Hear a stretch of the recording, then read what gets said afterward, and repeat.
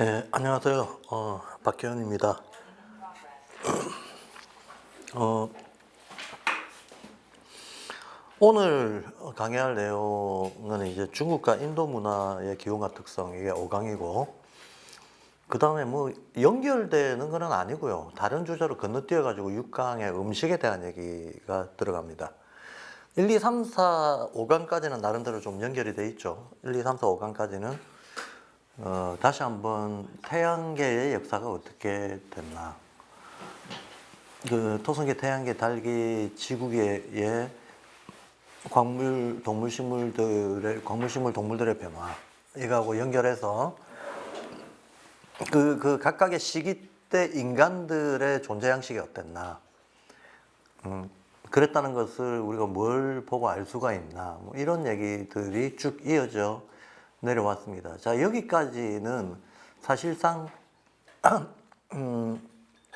문명 전 단계죠. 우리가 지금 알고 있는 이런 물질 문명, 지구기 물질 문명 전 단계입니다. 지금 우리가 보고 있는 주변의 자연 환경, 우리가 지금 몸소 내 자신의 몸과 마음을 통해서 알고 있는 이와 같은, 지금과 같은 인간의 상태, 예, 이런 것들이 시작되기 전까지의 과정을 다룬 거예요. 예.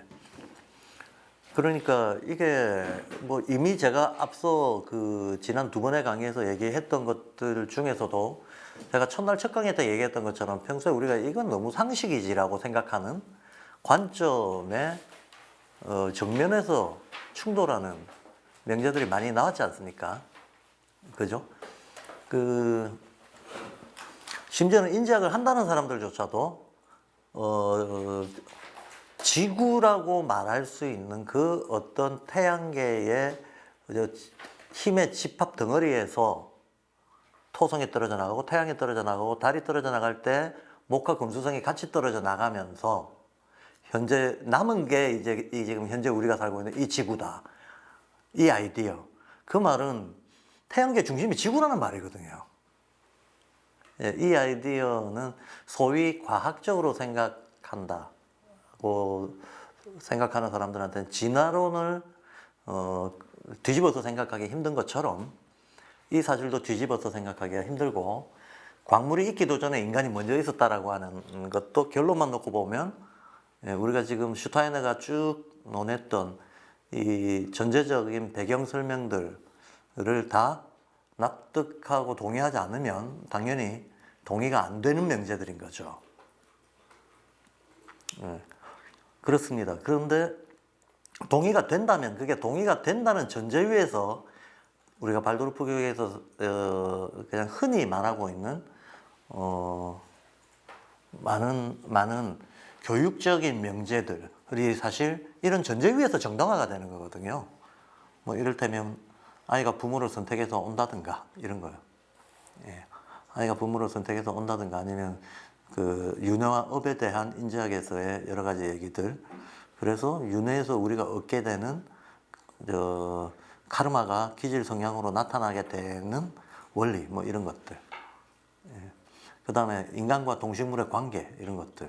이런 것들에 대해서 발도르프에서 결과적으로 얘기되고 있는 것들이 사실은 그 결과적으로 얘기되고 있는 거에 전제로서 앞선 두 강에서 했던 얘기들이 수용이 돼야 된다라는 얘기예요. 근데 만약에 제가 얘기했던 앞선 두 강에서의 얘기들이, 그 관점들이 납득이 되지 않은 상태라면 슈타이너는 그 위에서 말하고 있는 다른 많은 명제들도 우리가 사실은 제대로 이해 못한 상태로 어쩌면 왜곡된 방식으로 받아들이고 있다고 봐야 되는 거죠. 예.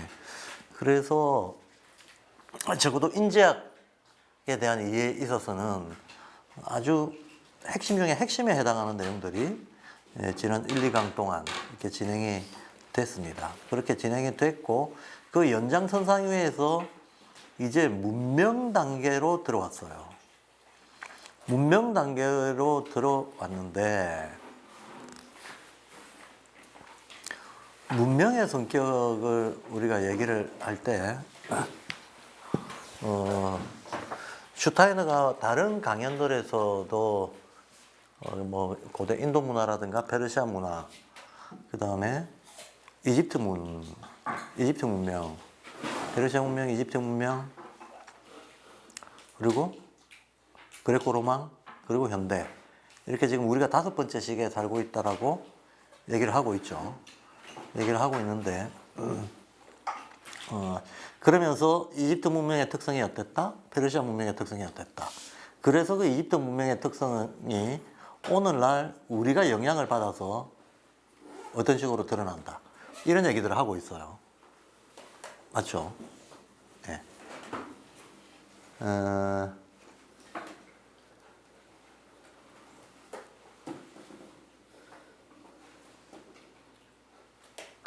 그런데 그때 페르시아 문명이라든가 인도 문명, 뭐 이집트 문명의 성격을 설명하면서 슈타이너가 주된 근거로 삼았던 것이 인간에게 이 계절, 우리가 지금 겪고 있는 자연의 환경이 계절의 순환을 기본으로 모든 변화들이 일어나는데, 이 계절의 순환이라고 하는 것은 인지학식으로 말하자면 사구상체의 순환 운동이잖아요.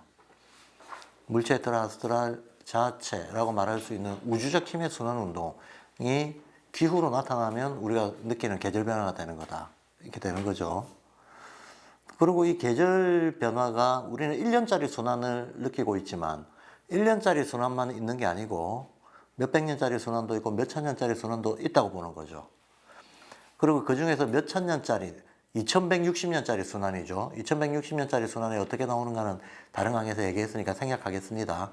2160년짜리의 그 순환, 지구 환경의 대순환이 문명의 성격을 변화시킨다라고 봐서 고 인도 문명부터 시작해서 인도, 페르시아, 이집트, 그레코 로망, 현대에 이르기까지, 예, 우리가 후기 아틀란티스 이후에 5번째 시기를 살고 있다고 하는데, 현대에 이르기까지 각각이 대략 2000년씩이니까 우리가 10,000년쯤 되는 요 과정을 통과하고 있는 거죠. 통과하고 있는 건데, 이 각각의 시기도 결국은 사구성체 힘의 순환들 속에서 시대의 성격이 결정된다고 인지학에서는 보는 거죠. 근데 이렇게 보는 것은 집단 문명만 그렇게 보는 게 아니고 인간의 발달 주기도 그렇게 보는 거죠. 그래서 발도르프에서 우리가 가장 잘 알고 있는 7년 주기 발달설이라고 하는 것 자체가 사구성체의 순환 과정이잖아요. 물체, 에테르, 아스트랄 이런 것들이 크게는 7년, 작게는 7년 안에서도 또 소주기로, 예, 사구성체들이 순환하는 것이 겹겹이 겹쳐지면서 성장 과정에서 심신의 발달 특징들이 나타나고, 예, 그래서 어떤 사구성체가 어떤 비율로 배합되어 있는가, 그래서 결과적으로 어떤 양상, 신체적, 심리적 양상으로 나타나는가, 예, 이거를 추론을 해서, 예, 그게 그 발달 과정에 필요한 교육적인 자극을 준다. 이게 발도르프 교육이잖아요. 그래서 제가 늘 기본으로 얘기했지만 인지학적으로 본다는 건 전부 사구성체적으로 연결해서 그것들의 어떤 힘과 성질의 순환과 배합으로 사태를 파악하는 것을 인지학적으로 본다고 얘기하는 거다. 그 사구성체라는 개념틀을 활용해서 이론적인 사고를 확장해 나가는 거다. 여기까지는 늘 했던 얘기입니다. 그러면 지금 근데 우리가 듣기로는 지금까지 인지학에서 들어오기로는 고인도 문명부터 시작을 하죠. 그리고 9,000년 전이라고 얘기하죠. 그 다음 페르시아 문명, 그 다음 이집트 문명에서 7,000년 전, 5,000년 전 이런 식으로 내려온단 말이죠. 이게 우리가 발도르프 인지학계에서 들어왔던 얘기입니다. 들어왔던 얘기인데 저는 예전부터 이 얘기를 뭐 여러 군데에서 했습니다만 슈타이너가 명시적으로 이런 얘기를 안 하면 사람들이 잘 안 받아들이죠. 근데 안 받아들이건 어떻건 예컨대 이거는 분명하죠. 슈타이너가 인도 문명이라고 했을 때 그게 지금의 인도를 얘기하는 게 아니죠. 문명의 성격을 놓고 얘기하는 거예요. 문명의 성격을 놓고 영적 지도자가 활동했던 어떤 지역을 기준으로 얘기하는 거지. 지금 우리가 물리적으로 떠올리는 인도 대륙을 떠올리면 안 된다는 거야. 인도 지역, 예. 드라비다족이 있고, 뭐 크샤트리아들이 있고 뭐 브라만이 있는 현재 인도라고 하는 국가와 문화를 떠올리면 안 된다는 거예요. 그렇게 얘기는 하지만 지금 우리가 발도르프와 인지학계에서 많이 들어왔던 이 얘기를 듣는 순간 발도르프 교사들도 아마 그런 생각했을 겁니다. 아, 동아시아는 어디에 있는데? 동아시아는 맞죠? 그 고인도 문명부터 해서 페르시아, 이집트, 그레코 로망, 현대로 이어지는 이거는 간단히 말해서 인류사가 아니고 유럽사입니다. 이거는 서구 유럽사입니다. 서구 유럽이 자기 문명의 뿌리를 쫓아서 올라갈 때 그렇게 얘기할 수 있는 문명 단위들이 나온다는 겁니다. 그럼 동아시아는 그때 사람 없었나? 혹은 문명이 없었나? 당연히 있었죠. 있었다는 것은 우리가 슈타인한테 물어봐야 아는 게 아니죠. 예, 그 결과 우리의 역사가 있고 그 결과 우리의 현재가 있는 거기 때문에 당연히 있었던 겁니다. 근데 슈타이너는 말 안 했죠. 동아시아 얘기를 안 했어요. 말 안 했는데 말 안 한 게 그 슈타이너의 큰 잘못인가? 잘못은 아니죠. 예, 그는 그가 속한 지금 여기의 현실에 대해서 집중해서 얘기했을 뿐이지. 자, 그러니까 너무나 상식적인 얘기지만 슈타이너가 얘기 안 했다고 해서 그것이 역사의 주요한 흐름이 아니다라고 생각하는 것은 굉장히 편협한 생각인 거죠. 대단히 성립되지 않고 합리적으로 성립되지 않고 예, 어떤 시야의 폭 자체가 너무나 좁고 편향된 생각입니다. 예. 근데 슈타이너는 얘기를 안 했으니까 사실은 이 아시아 고대 문명에 대해서는 동양의 고대 문명의 성격에 대해서는 인지학적인 관점을 가지고 있는 동양인들이 스스로 그 관점 아래에서 조명을 하는 수밖에 없어요. 그래서 그런 어떤 필요에 대해서 제가 지난 아카데미에서 한번 역사를 바라보는 관점이 어때야 되는가를 놓고 지난 아카데미 주제로 삼아서 아카데미 진행을 했더랬습니다. 그런데 지난 아카데미에서 제가 얘기했던 건 관점에 대한 얘기였을 뿐이지 실제 그러면 기록된 역사를 해석하는 문제로까지 세부적으로 들어가야 되는데 들어가는 거는 일단 관점이 정립이 되고 나면 그 관점 아래에서 문헌을 재구성, 재해석하는 문제이기 때문에 이제 관점이 정립되어 있으면 그다음부터는 이제 시간과의 싸움이죠. 예, 하면 됩니다. 하면 해석할 수 있는 우리가 이론적 기반은 어느 정도 구축을 했다, 마련했다라는 말씀을 드리고 싶고요. 근데 제가 지금 이 서론의 이 얘기를 왜 길게 하는가 하면 그런데 슈타이너가 중국과 인도에 대해서 이 강연에서는 예, 이거는 실제 지금 현재 우리 동아시아입니다. 예, 우리 동아시아를 슈타이너는 중국과 일본이라고 얘기를 해요. 이것도 우리 입장에서 보면 말이 안 되는 얘기지만 19세기 말 20세기 초 서구 지식인들이 알고 있던 이 아시아 지역은 중국과 일본이 맞죠? 예. 중국과 일본 문명 단위로 얘기할 때 중국과 일본 말고 서구인들의 눈에 비친 게 없단 말이지 그때 당시에. 그러니까 우리가 그 슈타이너한테 무오류의 전지전능을 요구할 수도 없고 해서도 안 되고, 예. 슈타이너가 말했다고 우리 스스로에 대한 얘기가 슈타이너가 말했다고 그렇게 되는 것도 아니요. 또 말 안 했다고 해서 없는 것도 아니라는 거죠. 그래서 이 문제에 대해서는 분명하게 좀 인식하고 넘어갈 필요가 있습니다. 우리 역사에 대한 건 우리가 재구성해야 된다라는 점. 이제부터 내용을 보시면 알겠지만 슈타이너가 당시에 동아시아에 대해서 알고 있었던 것은 이 강연 전반에서 뭐 지구가 어떻게 생겨 먹었는가, 화산이 왜 이렇게 분포하는가, 옛날에 토성이나 태양계 때 인간은 어땠을까, 이렇게 우리가 상상력을 동원해야만 생각할 수, 사고할 수 있는 얘기들을 슈타이너가 많이 하고 있잖아요. 그런데 슈타이너가 하고 있는 얘기들이, 자, 슈타이너는 이걸 어떻게 알아냈나? 뭐 슈타이너도 당연히 문헌에 대해서도 공부할 만큼 공부한 사람이고 그것보다도 명상을 통해서 아는 거 아닙니까? 명상을 통해서 어떤 운동의 원형을 영감과 직관에 의해 가지고 떠올린 거 아닙니까? 떠올리고 그렇게 떠올려서 현실에서 경험적으로 우리가 관찰할 수 있는 것들과 대조해 봤을 때 합리적으로 추론이 되더라. 예, 그러니까 인지학적인 어떤 이해가 타당하다라고 반증을 하는 방식으로 이 논리를 펴나가고 있습니다. 자, 그러면 이제 동아시아 문제로 들어와가지고 동아시아에 대해 가지고 글쎄요 또 다른 그 강연이 있는지는 모르겠지만 제가 본 바로는 구체적인 동아시아의 고대사에 대해 가지고 슈타인가 강연에서 명시적으로 얘기를 한 것은 이 자료가 저로서는 처음 보는 자료였습니다. 네.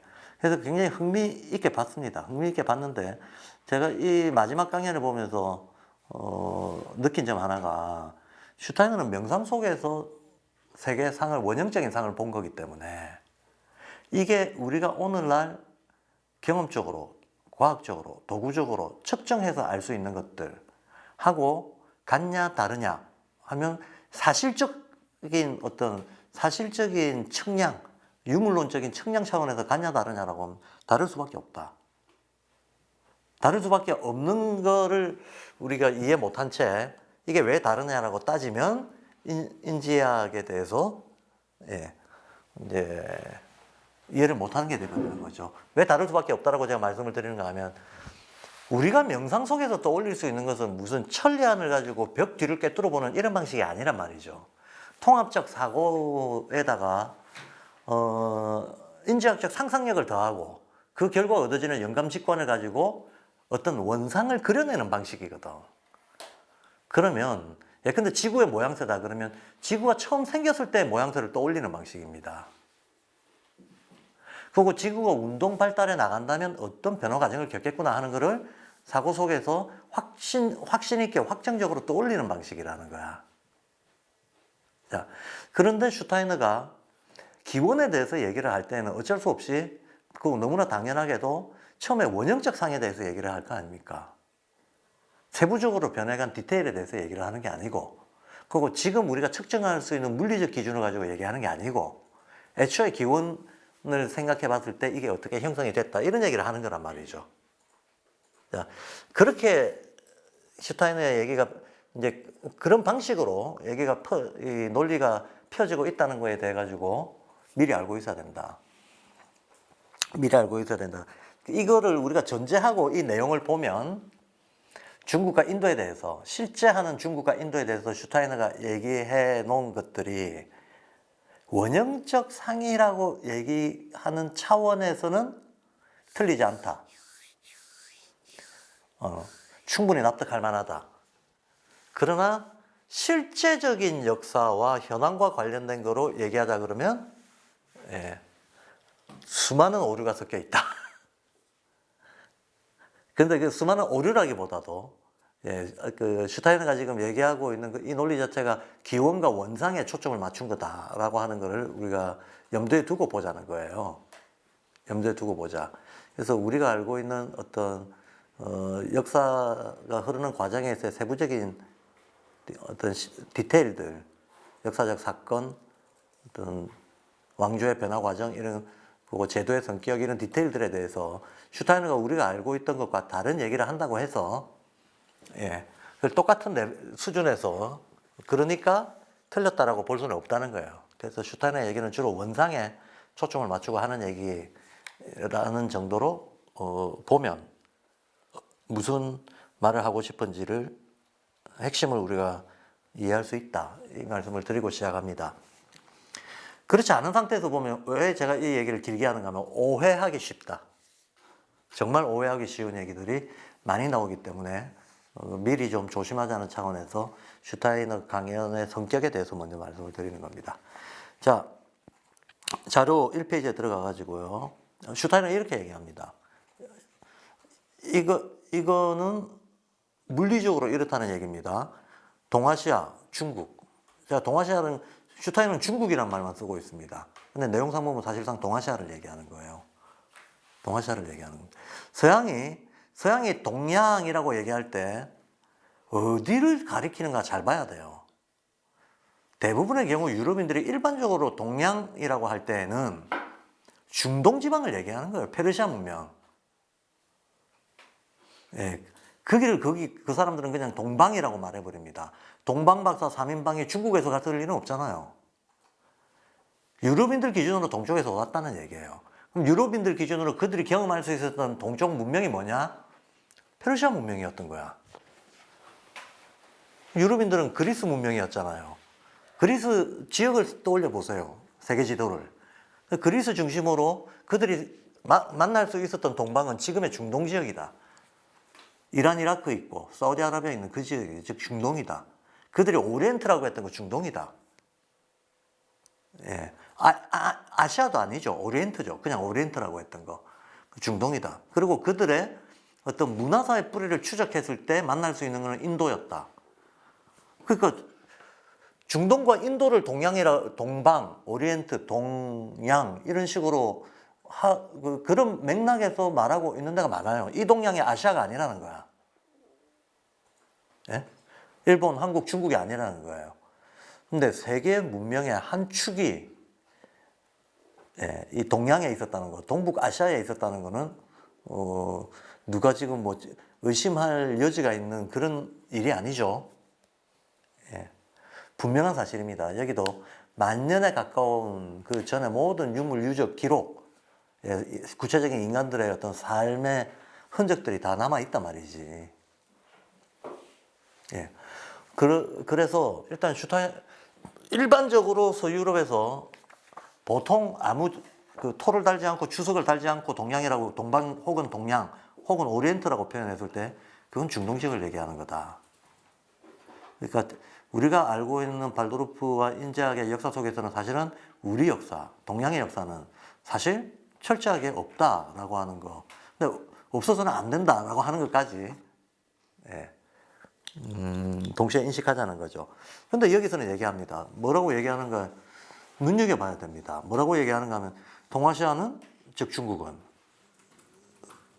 슈타인은 중국이라고만 표현했거든요. 중국, 일본 딱 나라명으로 두 나라만 표현을 해요. 그리고 중국 문명, 일본 문명 이렇게 얘기합니다. 이것도 20세기 초 서구인들의 어쩔 수 없는 한계가 분명한 인식입니다. 일본이 가장 먼저 근대화에 나섰기 때문에 일본을 통해서 동양을 알았고 아시아를 알았고, 제가 이제부터 동양이라고 할 땐 동북아시아를 말합니다. 동양을 알았고, 그래서 서양인들에게 동양 문명에 대한 이미지와 상이 근대사회에서 처음으로 잡혔던 것이 일본을 기준으로 잡혔다는 거예요. 그러니까 이들은 일본 문명이라는 말을 써요. 근데 이것만 하더라도 동양인이 우리는 동의가 안 되죠. 역사적으로 보자면 일본의 문명이 어디 있었나? 일본은 고립된 섬의 생존에서 벗어나서 대륙에 영향을 끼친 적이 없어요. 일본의 문화와 문명이 대륙으로 들어와 가지고 그것이 하나의 어떤 역사적 흔적을 남길 정도로 성과가 축적되고 영향을 미친 게 없다는 얘기입니다. 국가라고 말할 수 있는 거의 탄생 자체도 일본은 동양에서 가장 늦었고, 한중일 중에서는 모든 어떤 제도 문물의 발달이 다 늦었습니다. 그러니 일본 문명이라고 하는 말에 동아시아 사람들은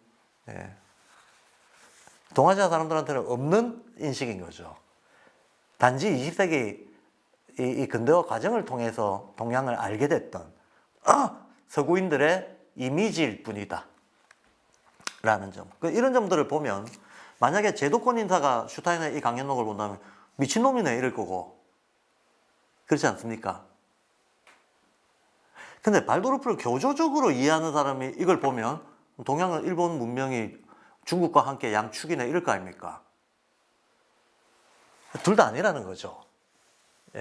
우리가 슈타이너 역시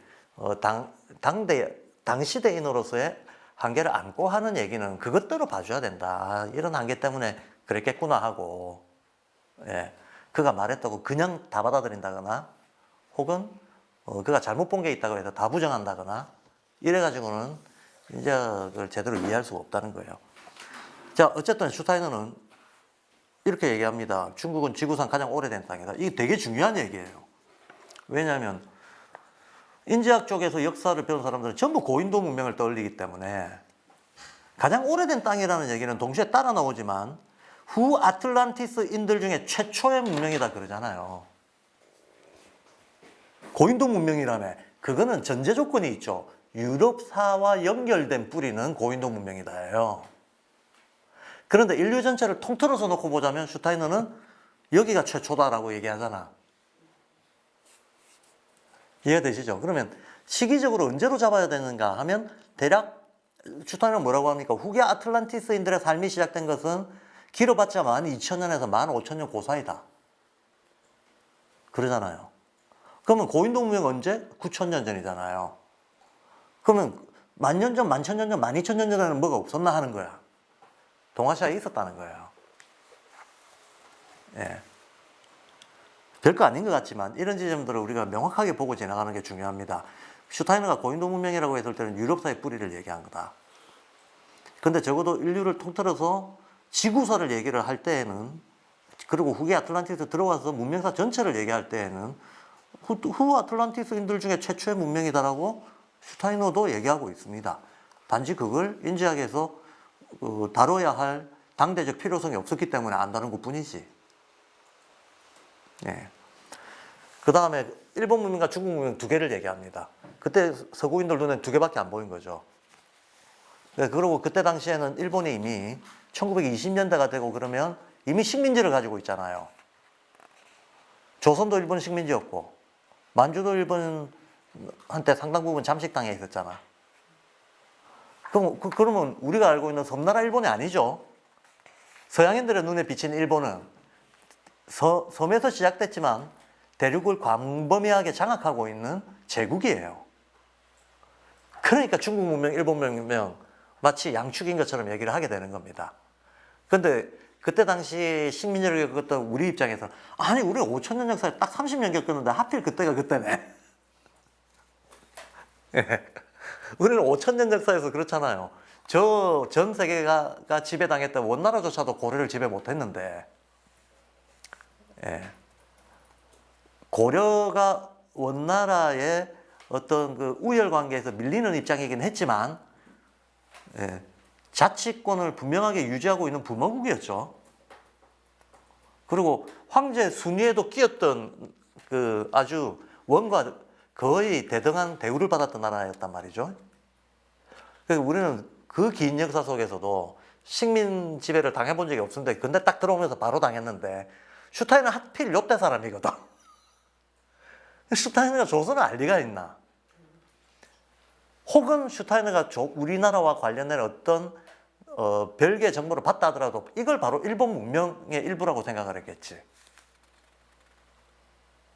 이해가 되시죠? 그러니 이게 사실 구체적 역사를 다루는 사람들의 눈으로 보기에는 얼마나 러프합니까? 너무 엉성하다는 거예요.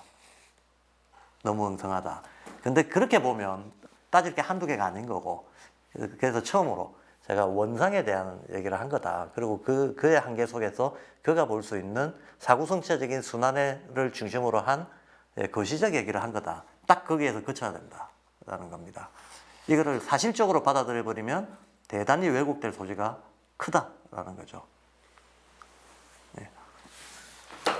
그러면서 두 개를 놓고 이렇게 표현을 합니다. 두 번째, 일본은 완전히 유럽화돼 버렸다. 그래서 동양 문명의 특성 그런 게 없다 지금. 없다 그래 버려요. 유럽화 됐지만 진짜 유럽인이 되지도 못했다. 나중에 가서 비유하기를 이렇게 비유합니다.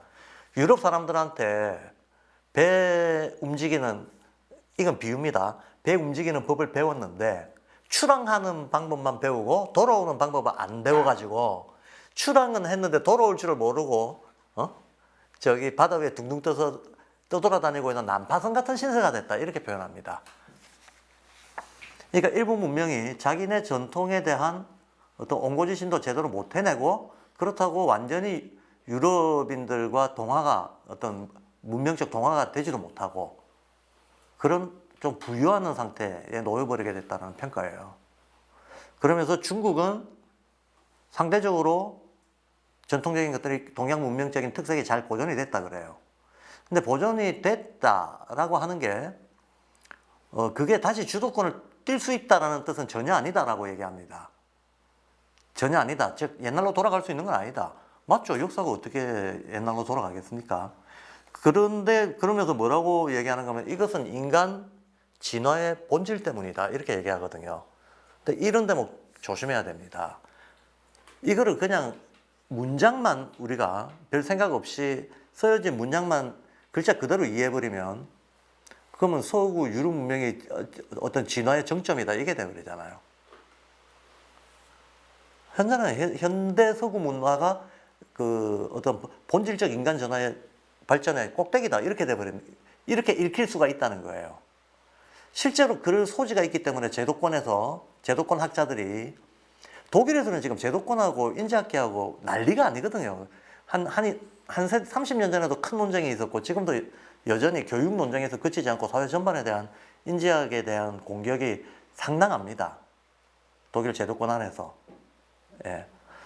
독일 제도권 안에서 상당한데 그 비판 중에 하나가 이런 걸 들어가지고 슈타이너는 백호주의, 즉 백인 우월주의, 서유럽 우월주의, 나아가서 따라서 인종주의로까지 번지게 되는 이런 요소를 인지학이 가지고 있다고 공격을 해요.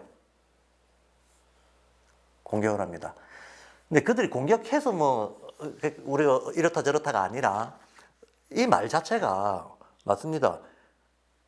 서구가 있건 없건 인간의 문명의 발달 진화하는 과정은 에테르 아스트라를 거쳐가지고 자의식이 발달하는 방식으로 발달했을 거 아닙니까? 그러면 우리가 전통이 있다 하더라도 당연히 회귀 못하는 건 기본이에요. 회귀 못하는 건 기본이고 그거는 서구가 있든 없든 동양 문명이 서구 없이 발달했다 하더라도 회귀 못한다라고 하는 것은 기본인 거고. 그리고 자, 인간 본성에 따른 진화의 본질 때문에 지금 유럽 문명이 세계화가 됐다라고 슈타이너도 얘기하는 그건 팩트죠. 그건 사실입니다. 그건 사실인데 문제는 이겁니다. 그러면 그 문명은 그거로 계속 가냐 하는 거예요. 그럼 지금 우리가 보고 있는 서구 문명이 계속 가냐, 계속 주도성을 가지고 인류를 이끌어 가냐 하는 문제는 그건 별개의 문제라는 거예요. 별개의 문제가 아니고 때가 되면 반드시 바뀌게 돼 있는 문제인 거죠. 때가 되면 반드시. 마치 인도, 페르시아, 이집트, 그레코로마이 바뀌어왔듯이 예, 지역적으로도 또다시 문명의 중심은 이동하게 돼 있다는 거예요. 예, 그때가 언제냐? 그건 따져보면 알겠죠. 그때가 언제냐는 거는 인지학이 설정해 놓은 관점대로 따져봐도 예, 추정해낼 수는 있습니다. 근데 그런 걸 뭐 굳이 구체적 시기를 정해놓고 예언자들이 하듯이 이때가 되면 뭐가 어떻게 되겠네 하는 뭐 불필요한 그런 할 필요가 없다고 보고요. 다만 이제 그래서 제가 줄을 달아놓기로 백호주의적 해석 주의해야 된다라고 얘기한 겁니다. 만약에 이거를 그냥 요 글자 그대로만 받아들여 버리면 제도권은 제도권대로 공격할 테고 우리 내부에서는 내부대로 까딱 잘못하면 사대주의적으로 교조적으로 받아들일 수가 있다는 거예요. 예, 한마디로 유럽 중심주의를 동양인이 내면화하는 이런 문제가 생길 수가 있다는 겁니다. 예, 양쪽 다 백호주의입니다. 자, 그래서 앞부분이 몇 줄 안 되지만 좀 중요한 관점에 대한 얘기가 나왔고요. 그 다음에 중국 문화에 대해서 얘기를 하면서 슈타이너가 딱 바로 짚는 게 종교가 없다가 특징이다 이렇게 얘기합니다. 종교가 없다가 특징이다. 근데 이것도 중국에 종교가 없다. 이거는 서양인들이 흔히 하는 생각이에요. 왜냐하면 종교의 기준이 그들의 종교를 종교의 기준으로 두고 있기 때문이죠. 무엇을 종교라고 해야 하느냐라고 하는 거에 대해서 서양인들의 기준은 만물 창조한 외부 타자로서의 절대자. 이게 신이라고 보고 그 신에 대한 숭배가 있냐 없냐를 종교의 기준으로 둔단 말이에요. 그러니까 그런 숭배 대상이 없다는 걸 놓고 종교가 없다 이렇게 얘기하는 거거든요. 종교가 없다. 근데 뒤에 슈타이너가 얘기하겠지만 슈타이너가 그러면 그때 당시에 서구 지식인들이 받아들이고 있었던 그 시각으로 그대로 중국의 아시아에 종교가 없다고 말하는가? 그것도 아니에요. 밑에 내용을 보면 이제 알겠지만. 그래서 우리가 제도적 형태의 종교라는 것과 인간이 가지고 있는 영원성, 어떤 무한성, 진리에 대한 어떤 보편 진리에 대한 열망이라고 하는 측면에서의 종교성이라고 하는 거 두 개 구별해야 된다는 얘기는 제가 많이 했거든요. 우리가 보고 있는 제도 종교 형태하고 인간이 어떤 영원 불변의 진리를 찾고 싶어하는 종교성의 문제하고는 구별해줘야 된다.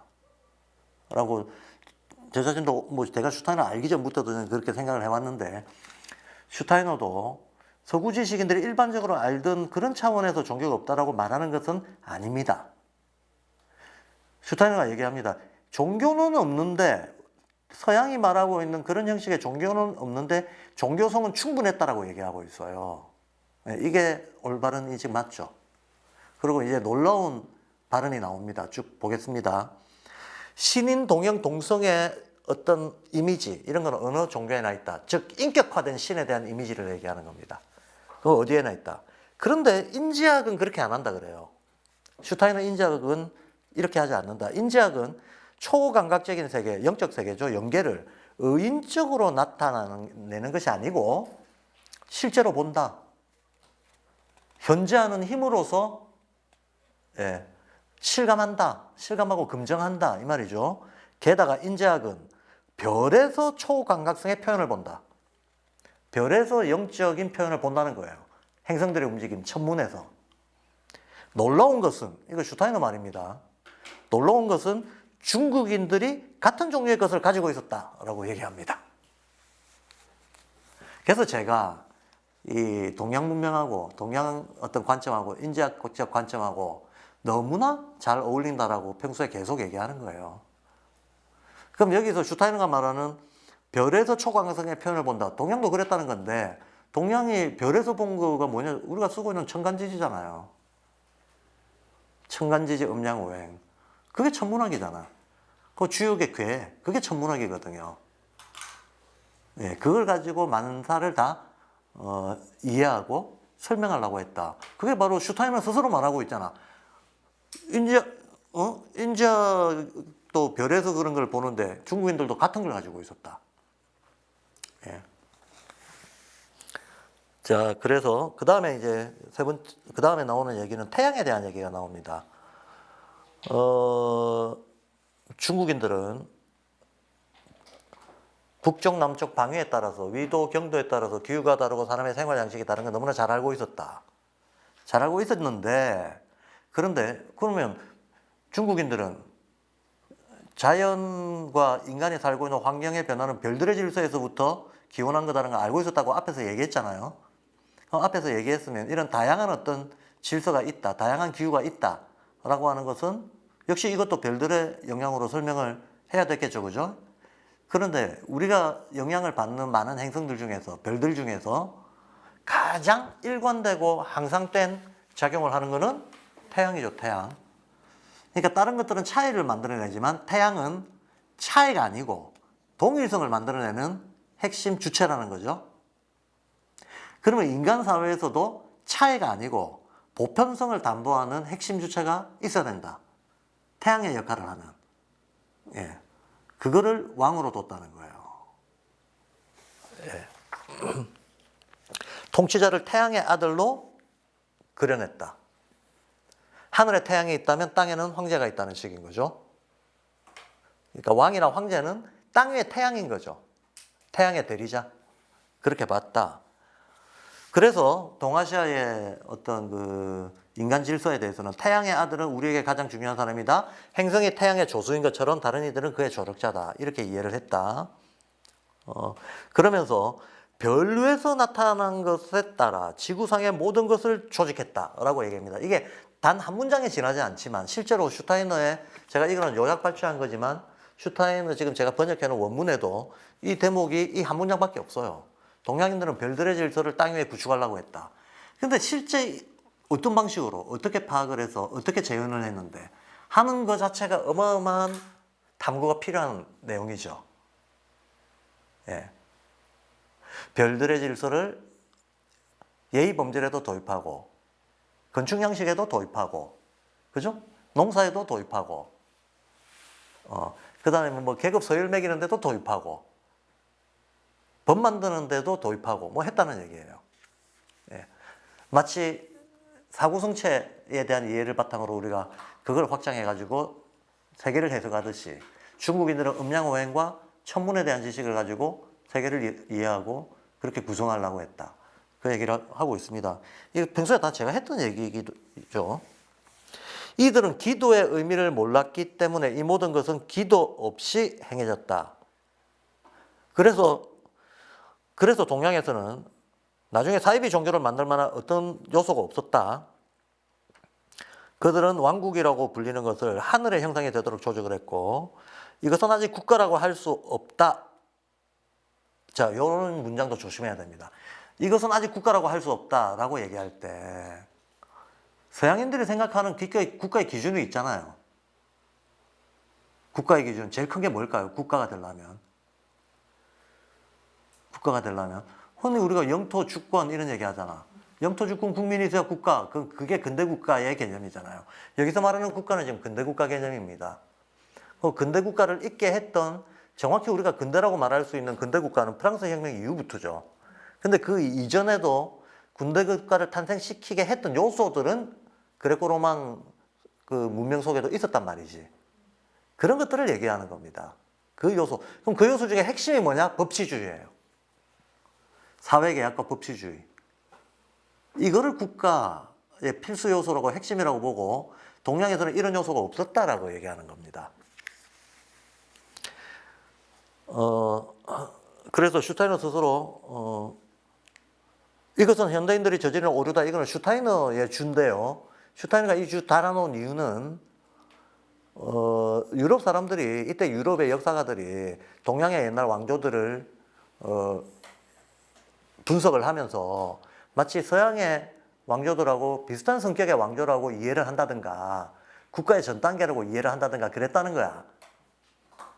근데 그거는 인지학자 외에 다른 서양인들이 잘못 보고 있는 거다라는 거예요.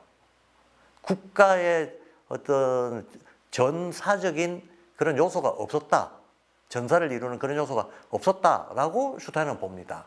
왜 없었나를 얘기합니다. 그들은 지상의 사건들이 저 위의 별들에서 그들에게 나타난 것에 상해되도록 배열했다라고 했는데 밑에 좀 굵게 쳐놓은 걸 따라서 보겠습니다. 자, 앞에 조금만 읽어볼게요. 한 인간이 한 왕국의 시민이 되고, 시민이 됐다 그러면 공헌할 가치가 있어야 되거든. 공유 가치가 있어야 되거든. 근데 그는 단순히 자신이 왕국의 일원이라고 느꼈고, 원래 중국에는 어떤 종류의 신도 없었고, 나중에 중국에서 여러 가지 제사 숭배의식, 그리고 동네 지방에서 그 사당 같은 것들이 많이 생기고, 이게 자연신을 모신다든가 이런 게 많이 생겼죠. 역사적으로는 그런 게 많이 있었는데, 슈타이너는 나중에 그들이 신을 가진 것은 인도한테서 인계받은 것들이다. 원래는 그들한테 없었다라고 얘기를 해요. 그러니까 숭배 대상으로 어떤 자연력을 섬기는 이런 것조차도 한마디로 중국 동아시아 문명은 그런 숭배가 없었다라는 거야. 숭배가 없었고 뭐가 있었냐 하면 이들은 그 숭배로 표현을 하지를 않고 왕국과 제도의 본질로 영계와의 관계를 표현했다는 거예요. 이게 무슨 말이냐? 그랬잖아요. 별들의 질서를 현실에 재현하려고 했다고. 한마디로 영적 질서를 인간 사회에 재현하려고 하는 거거든요. 그 재현하려고 할 때 왕국과 제도 이런 걸 가지고 그거를 보여주려고 했다는 거야. 예. 동양인들이 영계와 어떻게 관계를 맺나 하는 것을 인격화된 신을 세우지 않고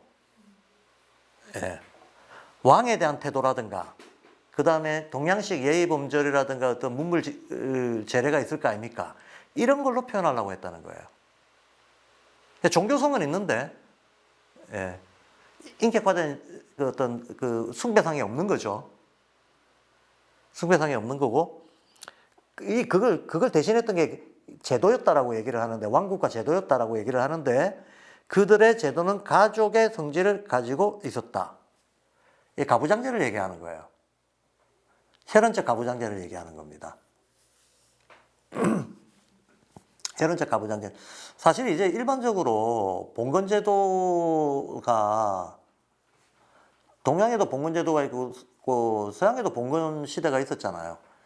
근데 사실은 동양 서양 자체가 문화의 기본 성격이 달랐기 때문에 똑같이 우리가 봉건이라고 얘기할 때 그 봉건이라고 말할 수 있는 기본 그 바탕은 농경을 기반으로 해가지고 장원 내지는 성을 이루고 살고 그 안에서 지역에 따라서 성주가 있고 그 성주들의 대장이 왕이 되고 왕들의 또 왕들의 왕이 황제가 되고 이렇게 해서 연합체를 이뤄가지고 거대한 제국을 이끌었다. 이게 우리가 알고 있는 중대사입니다.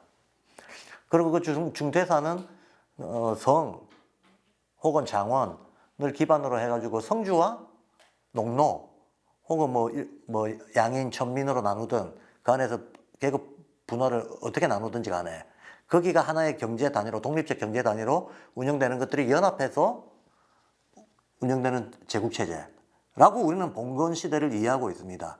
그런데 봉건적 질서를 맺을 때, 즉 왕 중의 왕과 황제의 관계 혹은 성주와 왕의 관계, 밑에서 피라미드식으로 이렇게 연합해서 올라가는 방식이잖아요. 이 관계를 맺을 때 무엇을 기초로 그 관계를 맺는가가 서양하고 동양하고 아주 달랐다는 거예요. 그래서 보통 우리가 교과서에서도 배웁니다만 교과서에서도 실제 그렇게 가르칩니다. 서양 봉건제는 계약 봉건제고 동양 봉건제는 혈연 봉건제였다. 이렇게 가르칩니다. 슈타인도 그 얘기하는 거죠. 가부장제였다. 가부장제. 사회 제도적 국가나 사회 그것이 아무리 큰 단위라 할지라도 그 전체를 이들은 하나의 일가족이라고 하는 성격 부여를 하면서 다스렸다는 거예요. 그 개념이 이제 동양에서는 천하 개념인 거죠. 하늘 아래 다 일가족, 사해동포. 사해동포. 사해동포주의 이거 동양에서 흔히 많이 얘기하는 거잖아요. 다 일가다라고 하는 이런 개념으로 제도적 표현이 됐다라고 얘기합니다. 근데 이것도 그러면 이게 지금 제가 금방 소개드린 이 내용이 그럼 정말 역사적으로 그 정확한 사실인가 하면 아니죠. 아니죠. 서양 봉건제에서도 친인척들끼리 노나먹기 한 사례 얼마든지 있고 동양 봉건제에서도 왕조가 뒤집어지고 쿠데타 역성혁명이 일어나면서 계약식으로 된 봉건제도 얼마든지 있습니다. 얼마든지 있습니다. 그래서 그것도 액면 그대로 그냥 그 사실인 것으로 받아들이면 곤란하고 다만 관점의 문제다라는 거예요. 실제로는 혈연이었냐 계약이었냐를 떠나서 설사 계약으로 이루어졌다 하더라도 가족주의적으로 그 질서를 바라봤다는 거예요. 이해되시죠? 가부장제는 그런 것이다. 가부장제라고 해서 꼭 혈연으로 돼야 된다는 건 아니라는 겁니다. 예. 피가 안 섞였더라도 가부장제적 관점을 도입할 수 있다는 거예요. 그래서 가족의 본질을 띄었다라고 얘기합니다. 그럼 넘어갑니다.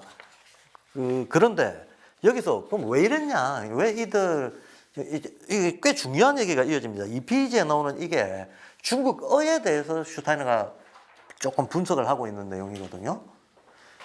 그래서 맞습니다. 언어라든가 이런 것은 언어가 의식을 규정하는 힘이 워낙 크기 때문에 우리의 언어와 문법 체계, 말과 글 속에 사실은 핵심 정신이 다 담겨 있는 거 맞아요. 그래서 슈타인의 이 언어를 가지고 추론하는 이것도 일리가 분명히 있습니다. 근데 슈타인은 여기서 이 페이지에 지금 쭉 나와 있는 이 얘기들에서 뒤로 넘어가면 알 텐데 제가 아까 그랬잖아요. 슈타이너가 동양의 왕조는 국가는 아니다 그랬다고. 그러면 슈타이너는 국가를 뭘로 보느냐 하면 법치주의가 있어야 국가가 된다라고 봐요. 근데 동양에는 지금 가부장제가 있었다 그랬잖아요. 가부장제는 법치주의가 아니거든. 가부장제야말로 법치주의하고 성격이 서로 대립 모순되는 관계라고 봅니다. 그런데 동양에서는 한마디로 법치주의가 생길 수 있는 그런 역사가 없었다는 건데 그 역사가 없었던 이유는 언어가 그래서 그렇다는 거야. 그 언어의 성질하고 연관성이 있다는 거예요. 그 왜 그러냐면 동양의 언어는 아래와 같은 특징을 가진다. 그래서 이런 특징을 가진 언어와 이 특징에 기반한 의식 위에서 법치주의가 생길 수 없었다라고 얘기합니다. 그럼 그 내용이 뭐냐 하면 이 페이지에 보면 한마디로 이거 제가 굵은 줄 치는 거 만약 당신이 테이블 인간 동물이라고 생각한다면 당신은 이것을 법률적인 문제로 확장할 수 있다. 왜냐하면 사법제도는 오직 그런 개념들로만 구성되어 있기 때문이다. 그러나 중국인들은 어떤 법제도 생각해낼 수 없었다. 그들에게 모든 것은 한 가족 안에서처럼 조직되어 있었다. 법하고 지금 대비되는 질서로 가족제를 얘기하고 있는 거예요. 그러면서 뭘 가지고 대비된다고 얘기를 하나? 가족 내에서는 아들이나 딸이 무엇을 하고 싶을 때 법률 계약 같은 것은 생각할 수 없다. 관계가 계약적이지 않다는 거죠. 그런데 오늘날 여기 스위스에서는 누군가 뭔가 하려고 하면 뭐 책임법, 결혼법 이런 거 상담해야 된다. 거기서 사람들은 필요한 모든 것을 발견하게 되고 그때 법은 개별 사건에 적용되어야 한다라고 되어 있습니다. 근데 다시 앞으로 가서 그 앞에 보면 예를 들어 우리는 동물을 생각하고 인간을 생각하고 병이나 탁자를 생각하지만 맨 앞줄에 중국인들은 이렇게 생각 안 했다. 사자가 있고 호랑이가 있고 개가 있고 곰이 있지 동물은 없었다 이래요. 예. 테이블 같은 경우에 내 이웃은 모서리가 있는 테이블이 있고 다른 사람은 둥근 테이블을 가지고 있다. 그들은 한 개 한 개의 물건에 개별적인 이름은 붙였는데 그거를 아울러서 집합해서 추상화하고 일반화하는 개념이 없었다라는 겁니다. 한마디로 개념화가 잘 안 된다라는 거죠. 예. 추상성 높은 상위 개념화가 잘 안 됐다라는 겁니다. 추상성 높은 상위 개념화가 안 됐다. 그 말은 무슨 말인가 한번 자 봅시다. 가족보다 더 추상성 높은 더 큰 단위는 지역사회. 지역사회보다 더 큰 단위는 일종의 국가. 국가보다 더 큰 단위는 제국. 이런 식이 될 거 아닙니까? 그러면 더 큰 단위로 운영하려면 더 보편적인 원리가 필요할 거 아닙니까? 그럼 더 보편적인 원리는 더 추상도가 높아야 될 거 아닙니까? 이거를 중국인들이 못했다는 거예요. 왜? 그들의 언어를 보면 안다 라고 얘기하는데 중국인들이 이걸 못했기 때문에 덩치가 아무리 커져도 그냥 가족주의적인 눈으로만 봤다는 거예요. 인간의 가장 기초 단위인 가족 단위의 질서 이상의 추상화를 안 해냈다는 거지. 이해되세요? 예. 그러면서 그들은 단 하나의 물건에 이름을 붙였지만 테이블은 그들 머릿속에 있지도 않았다. 더 큰 사람, 더 작은 사람이 있지만 일반적인 사람은 그들에게 알려지지 않은 요소였다. 예. 그러니까 개별적 특성들에는 주목을 하면서 그것을 일반화 추상화하는 거는 약했다라는 얘기거든요. 바로 그 점으로 인해서 법치가 안 생겼고 왜냐하면 법적인 개념이 법은 전부 개념으로 표현을 해야 되거든. 그리고 추상 개념으로 표현을 해야 됩니다. 이게 추상적이고 보편적인 개념으로 표현되어 있는 어떤 것을 개별적 사건에 분석, 해석해서 적용을 해야 되는 게 법이거든. 그리고 법에도 이 등급이 있잖아요. 제일 높이 있는 게 헌법. 그죠? 제일 높이 있는 게 헌법. 그 다음에 법률. 그 다음에 조례, 명령 이런 식으로 쭈루루루 위기가 있단 말이지. 그럼 위로 올라가면 위로 올라갈수록 훨씬 더 추상적이고 보편적인 개념을 써야 되거든. 예. 훨씬 더, 근데 이게 이제 동양에서 안 됐다는 지적을 하는 겁니다. 안 됐기 때문에 법치로 못 올라가서 이게 법적 개념이 발달이 안 돼서 가부장제가 큰 어떤 왕조조차도 가부장제적으로 운영이 됐고 그래서 법치주의가 안 됐고 그래서 서구가 이룬 근대 같은 데로 들어올 수가 없었다라고 지금 슈타인은 보고 있는 겁니다. 자, 중국에 그 문제가 있다라고 얘기하면서 이거 나중에 구체적인 건 읽어보시고요. 내용은 이겁니다. 동음이의가 많다는 거야. 동음이의가 하나의 발음값으로 서로 다른 어떤 의미를 가진 그런 언어가 너무 많다는 거야. 중국어에. 개별적 사물을 음가가 못 따라간다는 얘기하고 똑같은 거죠. 동음의 이해가 많다는 것은. 예. 그런데 중국인들은 이거를 어떤 식으로 처리를 하는가 하면 가령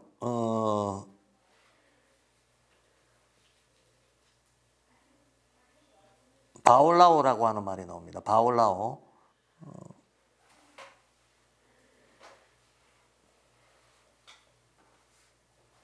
자, 여기 라오와 바오라는 두 개의 소리가 있는데 각각은 꽤 다른 뜻을 가지고 있으면서 또한 둘 다 개우를 의미하기도 한대요.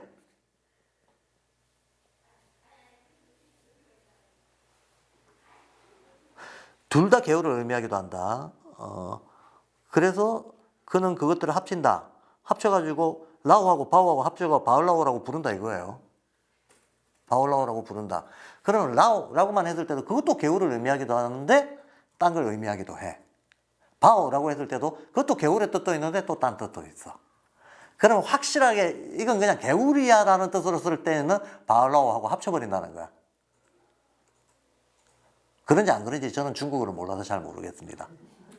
예, 저는 중국어를 몰라서 슈타이너가 이렇게 해석을 하는 것이 맞는지 안 맞는지 잘 모르겠는데 어쨌든 슈타이너 얘기는 그 얘기고요. 그래서 동음 이의를 처리하는 어떤 이런 방식이 발달하는데 그 방식이라고 하는 게 합치는 방식이다라는 거예요.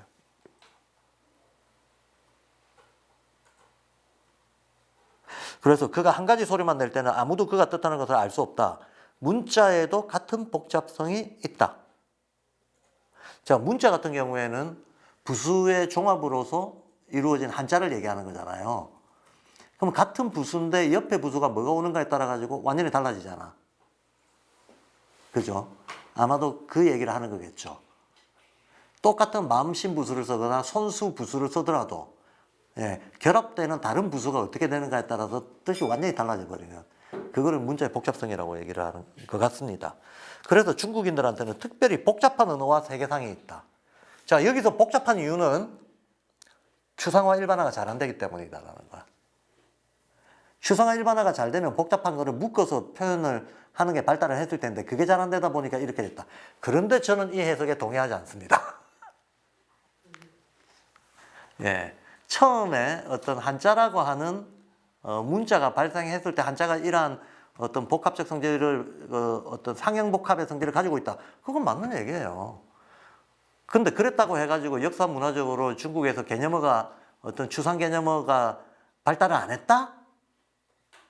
라는 것은 동양의 정신사를 볼 때 그렇게 말할 근거를 따로 어떤 슈타이너가 세밀한 논증을 하지 않는 이상은 그 말은 고지고대로 우리가 동양인으로서는 받아들일 수가 없죠. 도라는 개념을 모르는 동양인은 없을 거예요. 예. 도라든가 진리, 원리 이다 하면 한자잖아요. 진, 원 이런 것들이 가지고 있는 주상성, 태극 이런 개념이 가지고 있는 주상성, 일반성 정도는 서양의 시 못지 않다는 거야. 다만 분명히 말했듯이 계약적이고 가족주의적인 어떤 관점이 계속 유지가 돼서 현대 역사에까지 영향, 그 말은 맞긴 맞는 말이에요. 근데 그 말을 지금 여기서 얘기하는 대로 언어의 추상성이 일반화 시킬 수 있는 추상성이 약해서 라고 본다면 이게 과연 우리가 받아들일 수 있겠는가? 문제는 논란의 여지가 많다라고 봅니다. 그래서 제가 지난번에 5강을 보면 슈타이너가 무오류가 아니라는 꼭 생각할 수밖에 없는 데가 많이 드러난다라고 제가 얘기를 했던 거예요. 슈타이너가 한자 개념에 그리 밟지 않았을 것 같아요. 그 다음에 지금 보니까 뭐 동아시아의 정말 중요한 역사의 한 축이 사실 우리 고대사 상고사잖아요. 황하 문명하고도 구별되지만 하화 문명하고 저기 홍산 문화하고 구별되잖아요. 그건 최근에야 밝혀진 거지만. 근데 20세기 초반에 서구인이 그걸 어떻게 알았겠어? 몰랐지. 근데 우리는 학문적으로 그게 정립이 되건 안 되건, 말 그대로 문화유전자로 역사로 우리 조상들의 문화하고 저 중국 중원의 사람들의 문화하고 다르다는 거 말도 다르고, 풍속도 다르고 다 다르다는 거를 우린 당사자로서 알고 있잖아. 당사자로서 알고 있는데 슈타이너한테는 이것도 구별이 안 됐던 거거든요. 그러니 슈타이너가 한자나 어떤 아시아에서의 학문의 발달사 같은 것들을 과연 슈타이너가 본 거를 우리가 슈타이너가 제대로 다 봤다라고 인정할 수 있겠냐 하는 거는 다른 증거가 없는 이상 그대로 인정할 수가 없어. 슈타이너가 말했다고 해서 맞다고 인정할 수는 없다는 얘기예요. 그런 문제가 있다. 근데 어쨌든 결과적으로 복잡한 언어와 세계상을 가지고 있다. 그리고 그런 것들을 하나로 퉁쳐서 서양은 한편으로는 굉장히 세부적인 어떤 분리분석적 사고가 발달하면서 또 한편으로는 개념상으로는 계속 이런 식으로 추상성을 높여가는 개념이 발달한 거는 맞죠. 서양화가 그런 것은 맞아요. 맞고 우리는 형상복합, 문자의 이 생김새도 여러 가지 형상들을 복합적으로 그게 부수종합이라는 얘기입니다. 심지어 우리나라는 초성, 중성, 종성까지 있잖아요. 표기할 때. 이거는 전 세계적으로 이런 표기법이 없거든. 복잡하거든요. 네, 종성이 별도로 발전을 한 데다가 여기다가 또 성조까지 발달을 해가지고 평상의입이라고 하는 성조가 들어가잖아요. 그래서 똑같은 발음에 4개의 성조를 자유자재로 이렇게 적용을 시킨단 말이죠. 그러니까 서양인들이 보기에는 어마어마하게 복잡한 건 틀림없어요.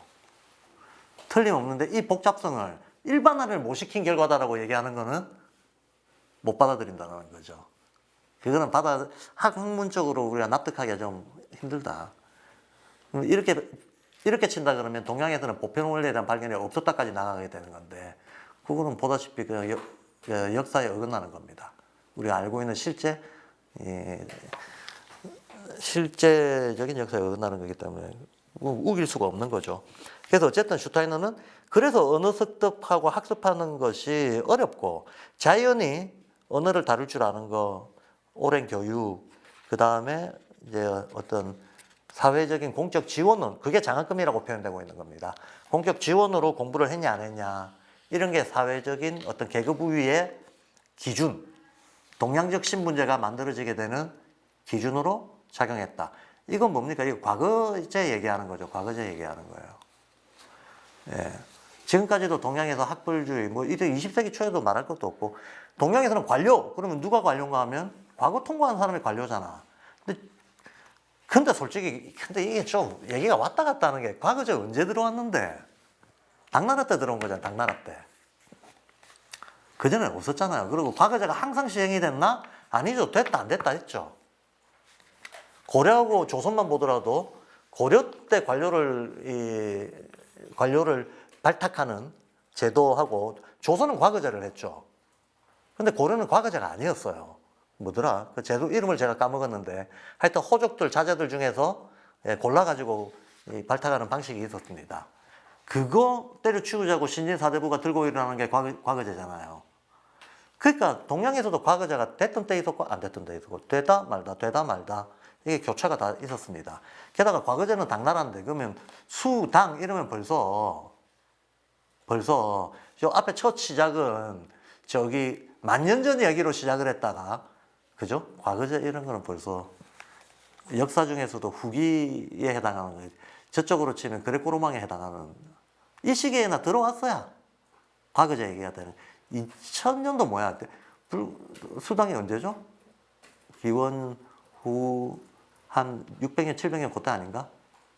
500년, 5, 600년, 그때 6, 7세기 정도 되는 때 얘기겠다. 그냥 불과 1000몇백 년 전 얘기예요. 네.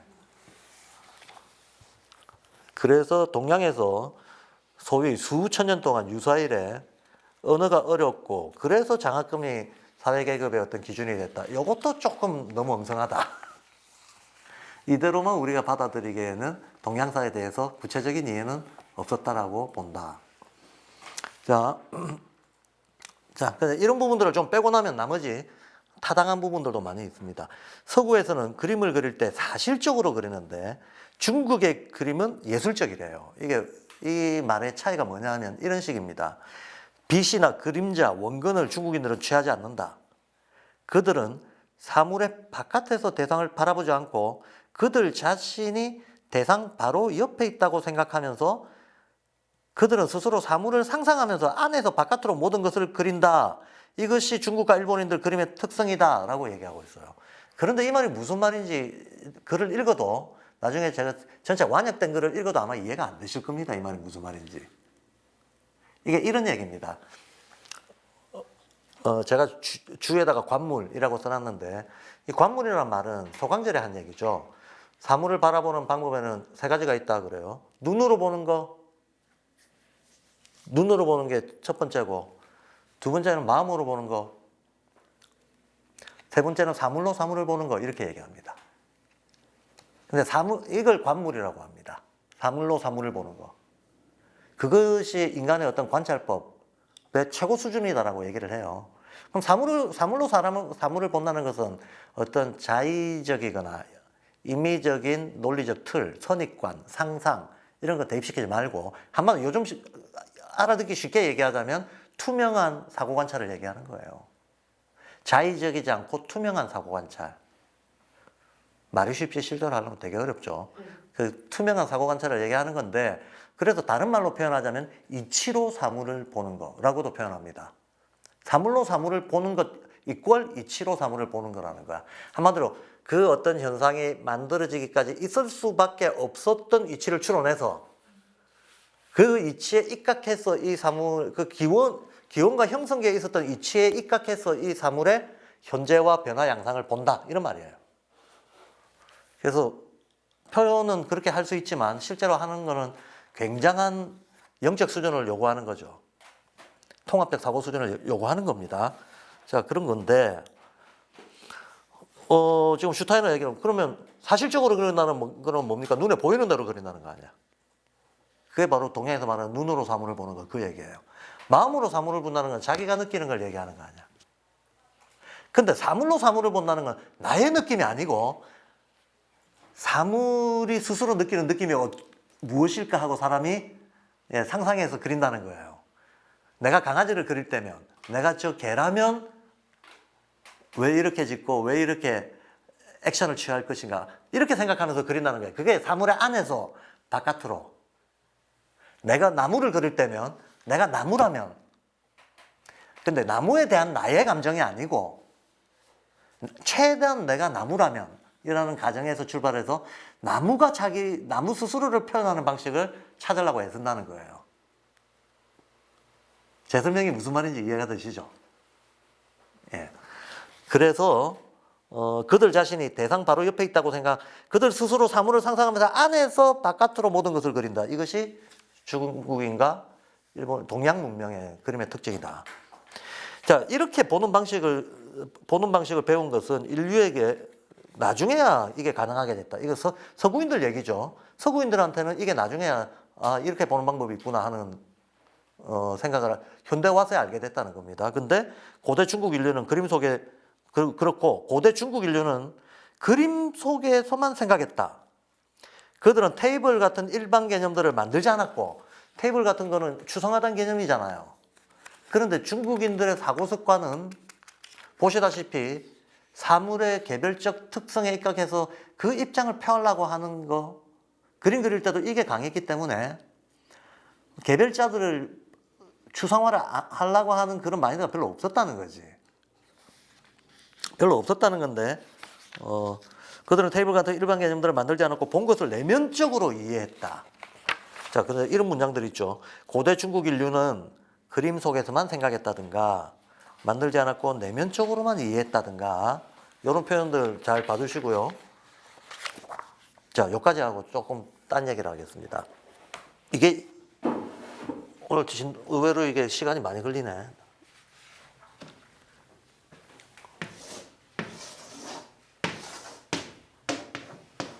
물체,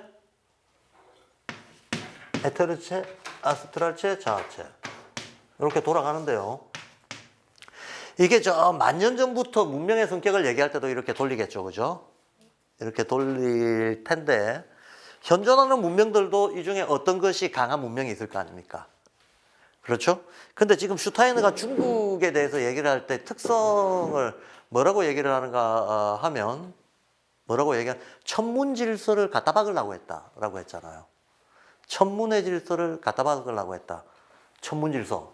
이게 중국 문명에서 아주 천문 질서를 제도로 연결시키려고 했다. 그렇기 때문에 신이 없다. 그랬잖아요, 그죠? 신이 없는 대신 이 천문을 대표하는 게 태양이니까 인간들 중에 태양의 아들을 세우려고 했고, 그 인간들 중에 태양의 아들, 그거 왕이잖아, 왕. 그거 왕이잖아. 근데 이들은 신이라고 하는 그 개념 자체가 상상된 추상이잖아요. 근데 동양은 그런 거 안 했다는 거거든. 상상된 추상을 안 하고 눈에 보이는 천문질서, 눈에 보이는 태양을 가지고 이걸 제도화하려고 했다는 얘기예요. 그러니까 상상된 추상 질서를 안 가지다 보니까 법은 발달을 안 하고, 기초적인 법이 발달을 되려면 추상이 발달이 돼야 되는데 추상을 안 하니까, 법이 발달을 안 하고, 인간 집단 중에서도 가장 기초 단위가 가족 단위인데 이 가족 단위를 제국에까지 확장을 시켜서 가부장제가 나왔다. 이렇게 얘기하는 거거든요. 가족주의가 발달한 거다. 자, 요게 슈타인의 설명 방식입니다. 그리고 이 사람들의 인식의 특징은 형상적 인식이 주된 거였다. 형상인식. 자, 그럼 보면 그 다음에 이들은 추상화를 거부했다라고 얘기합니다. 자, 그러면 형상인식이 주된 거고 추상화를 거부하고 태형을 중심으로 생각하고 천문제도를 그냥 그대로 사회제도, 천문의 질서를 사회제도에다 박으려고 했던 거를 사구승체 중에서 어느 쪽 성향이 강하면 이런 생각이 나올까? 응? 에테르예요.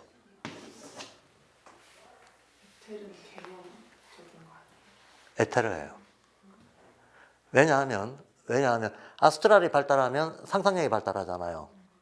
상상력이 발달하면 이미 언어가 있는 상태에서 상상력이 발달하면 이게 추상화가 됩니다. 그럼 에테르는 오히려 이제 상상이라고 하는 거하고 상상력이라고 하는 게 있고 형상적 인식하고 대개념을 이루는 게 인지에서는 상상적 인식이에요. 상상 인식이에요. 어차피 의식 자체는 에테르 아스트랄의 상호작용이에요. 둘 다 있어야 돼요, 어차피. 다만 뭐가 더 비중을 많이 차지하느냐, 뭐가 더 중심에 있느냐의 문제입니다. 뭐가 더 중심에 있느냐. 그러면 상상인식이라고 하는 건 확장을 시키죠. 확장을 시켜가지고 이걸 묶어서 표현하기 위해서 추상이 발달하는 거예요. 그래서 상상인식 속에서는 추상이 발달한다. 근데 형상인식 속에서는 개별자의 특성에 충실하려고 하는 거예요. 개체 특성에. 그리고 에테르가 가지고 있는 제일 큰 자격력이 형태 형성하는 능력이거든. 형태 형성하는 거거든요. 요때 말하는 형태 형성, 이게 바로 형상입니다. 그래서 슈타이너가 조금 있다가 인도 문명 얘기를 할 거예요. 그럼 인도 문명의 특징은 중국하고 딱 대비를 시킵니다. 뭐라고 대비를 시키는가 하면 중국은 전혀 없었는데 인도에는 이게 어마어마하게 발달했다 이러거든요. 이게 어마어마하게 발달했다. 그래서 어마어마하게 발달했기 때문에 조수연 선생님을 그린다. 실명 공개. 뽀글뽀글뽀글. 조수연 선생님을 이렇게 그렸어. 근데 중국인들은 원근법도 없고 빛도 없고 뭐도 없고 조수연 선생님의 어떤 인격적 본성을 표현해내려고 애를 썼다 이거예요. 그의 아우라를 표현해내려고 애를 썼다. 근데 인도인들은 이렇게 안 그리고 세모 조수연, 네모 조수연, 팔이 2개여야 되는데 2개가 아니지. 100개를 그리는 거지. 조수연이 피곤할 때 팔, 조수연이 기분 좋을 때 팔, 조수연이 꼭지가 돌았을 때의 팔, 이런 식으로. 얼굴도 10개, 20개를 그리고 팔도 막 100개씩 그려버린다는 거야.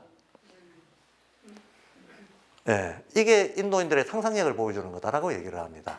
중국인들은 절대로 이렇게 그릴 생각 안 한다는 거지.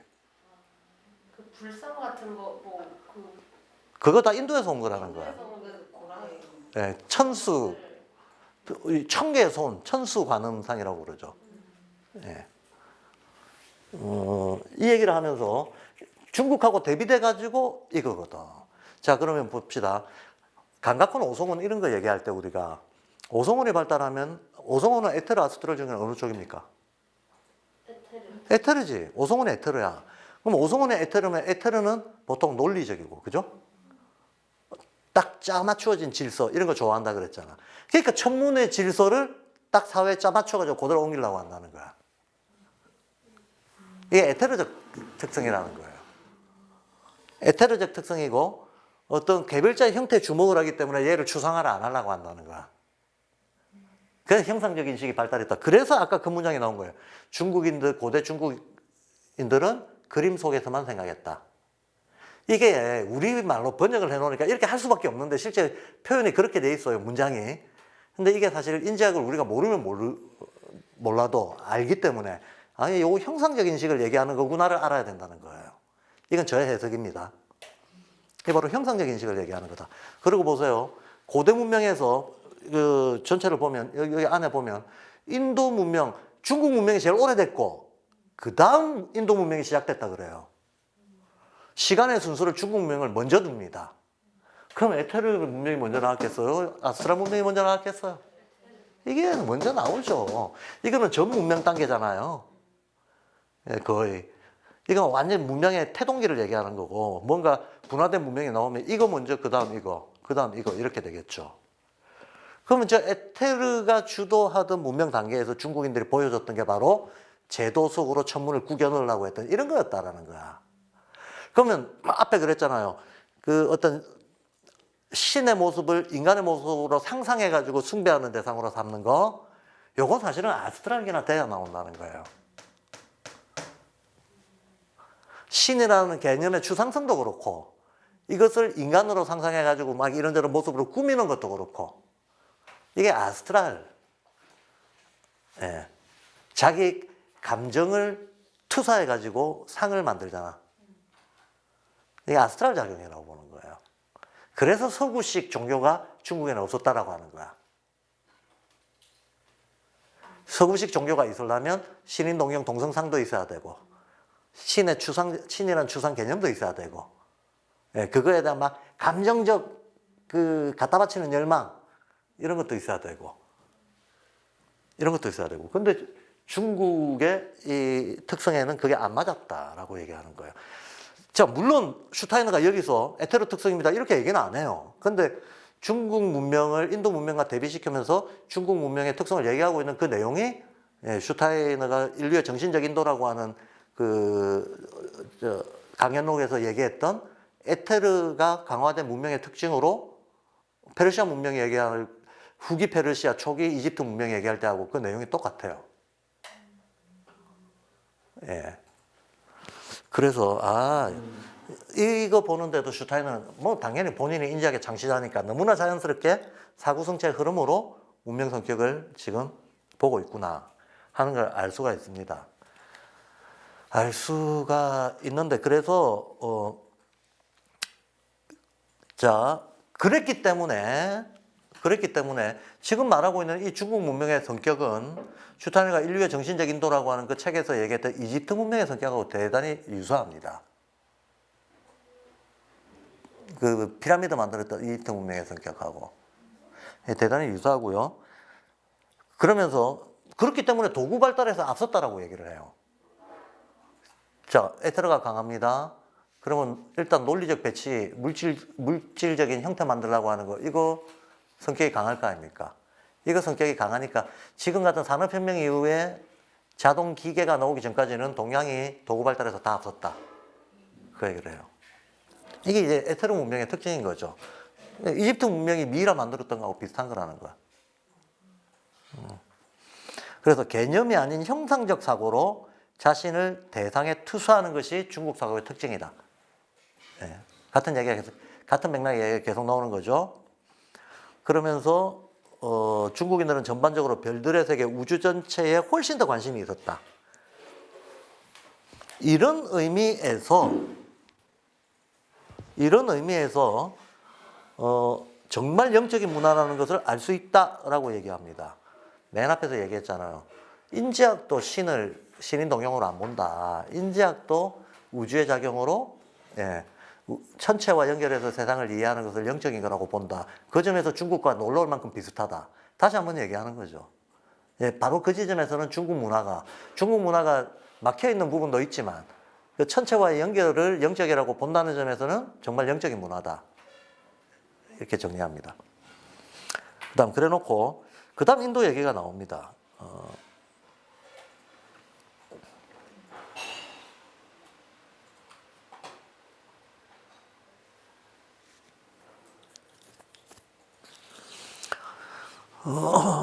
그 다음 인도인들 얘기하면 그대로 거슬러 올라갈 만한 또 다른 사람들, 인도인들.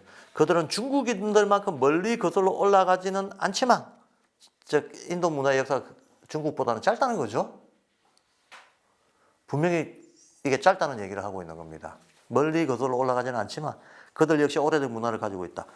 그들의 문화는 중국인들보다 늦게 바다에서 생겼다고 할 수 있다. 이거는 대홍수 위에 인류가 이동하던 시기에 대한 슈타이너의 상상인식이 반영된 겁니다. 대홍수 위에 그 바닷길을 타고 고산지대에서 내려온 사람들이 여러 민족으로 뭐 이동했다. 이런 거를 이게 명상 속에서 보고 얘기하는 사람들은 여럿 있죠. 슈타이너만 있는 게 아니고. 그러니까 이거는 시기를 특정할 수 있는 건 아니죠. 아, 그게 필연적으로 그렇게 될 수밖에 없었구나 하는 정도의 얘기를 하는 거지. 몇 년도에 어디서 이렇게는 말할 수 없다. 자, 어쨌든 이들이 지금 인도에 정착했는데 자, 여기서 중국인들은 바깥 세계에 관심이 많았고 중국과 인도 문화의 특징을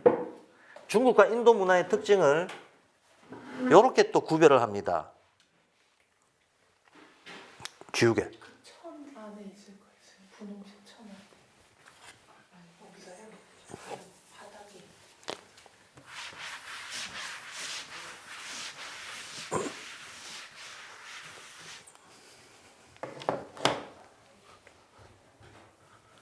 세 개가 있고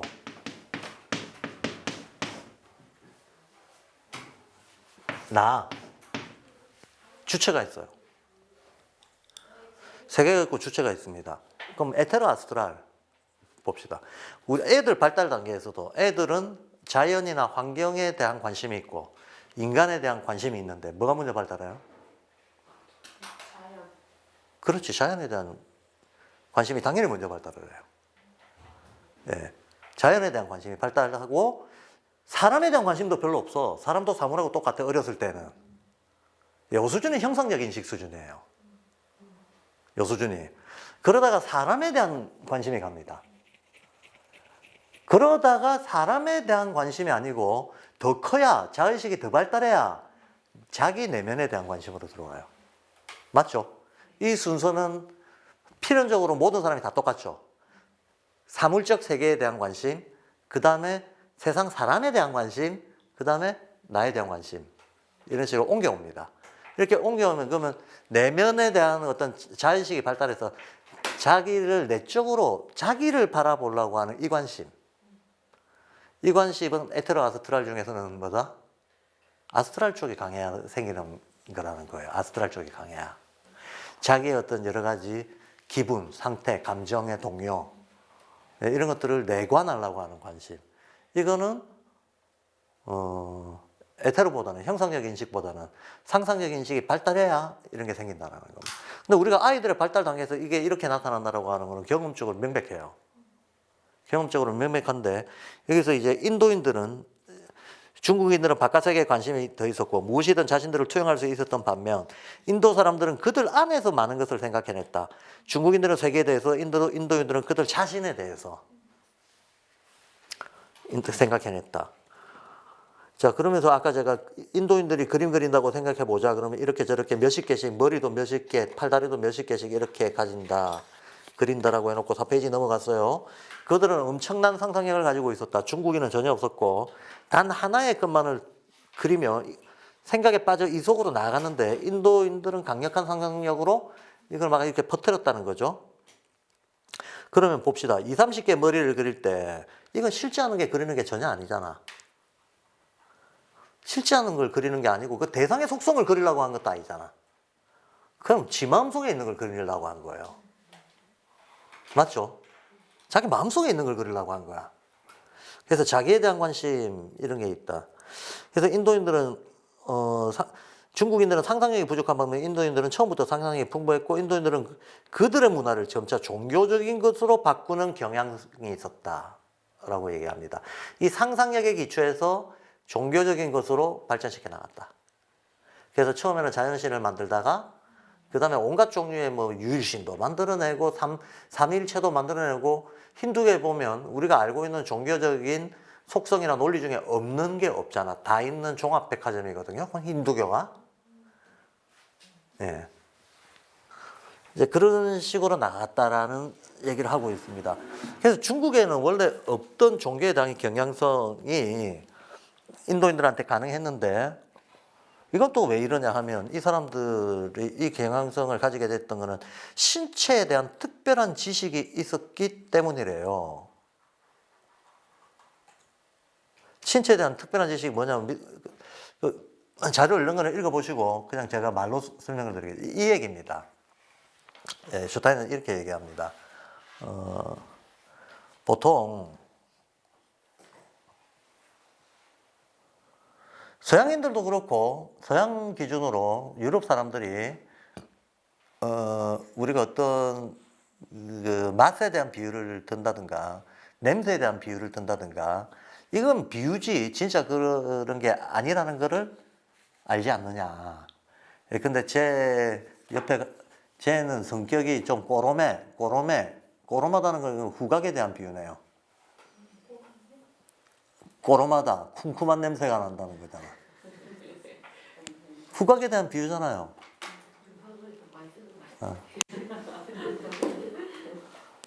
쟤하고 관계를 비유할 때 관계가 뭔가 상큼하다, 시큼하다 이런 건 다 미각에 대한 비유네 이거는.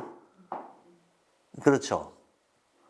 미각에 대한 비유고 슈타인은 이렇게 얘기합니다. 중국인들은 사물의 겉모습을 보고 색깔을 보고 어떤 그 성질을 보고 딱 보고 아는 이런 걸 발달시켰다는 거야. 그게 형상적인 식의 특징이라는 거예요. 딱 보고 감각적으로 아는 거를 발달을 시켰다. 발달을 시켰는데 상상력이 발달하고 내관이 발달한 인도인들은 그걸 발달시킨 게 아니고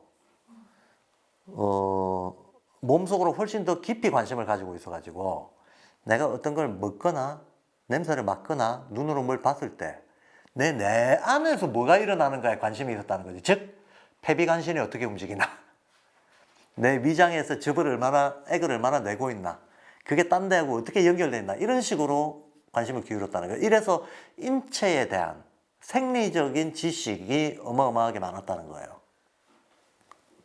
예. 그 나머지 얘기는 조금 생략하고요. 그러면서 이 모든 어떤 간이 됐건 폐가 됐건 뭐가 됐건 이것들이 5페이지예요. 외부 세계의 인도인들은 외부 세계의 어떤 축적을 한 게 없는데 그런 건 없어. 외부 세계를 설명하는 데이터 축적, 지식 축적 이런 거 안 했다는 거야. 그런데 외부 세계에 반응하는 인체의 내면에 대해서 엄청나게 많은 관심을 가지고 그 모든 작용들에 영적 의미를 부여했다는 거야. 한마디로 내가 지금 갈증이 나는 것도 내 갈증의 영적 의미를 찾으려고 했다. 나의 불쾌감의 영적 의미를 찾으려고 했다. 나의 간이나 폐가 움직이는 걸 느끼고 그 움직임들의 상호작용에 영적 의미를 찾으려고 했다. 이런 식인 겁니다. 그래서 인도인들이 교육받은 사람이 되는 건 되게 어려운 일이었는데 왜 어려웠는가 하면 인도인들은 교육의 처음부터 끝까지 너의 내면을 내관해라. 한마디로 여기서 표현하기엔 코끝을 바라보라고 가리킨다. 이 코끝을 바라보라고 하는 거는 가부좌 틀고 윗바사나 하는 거 얘기하는 거죠. 예, 그거 얘기하는 겁니다. 그러면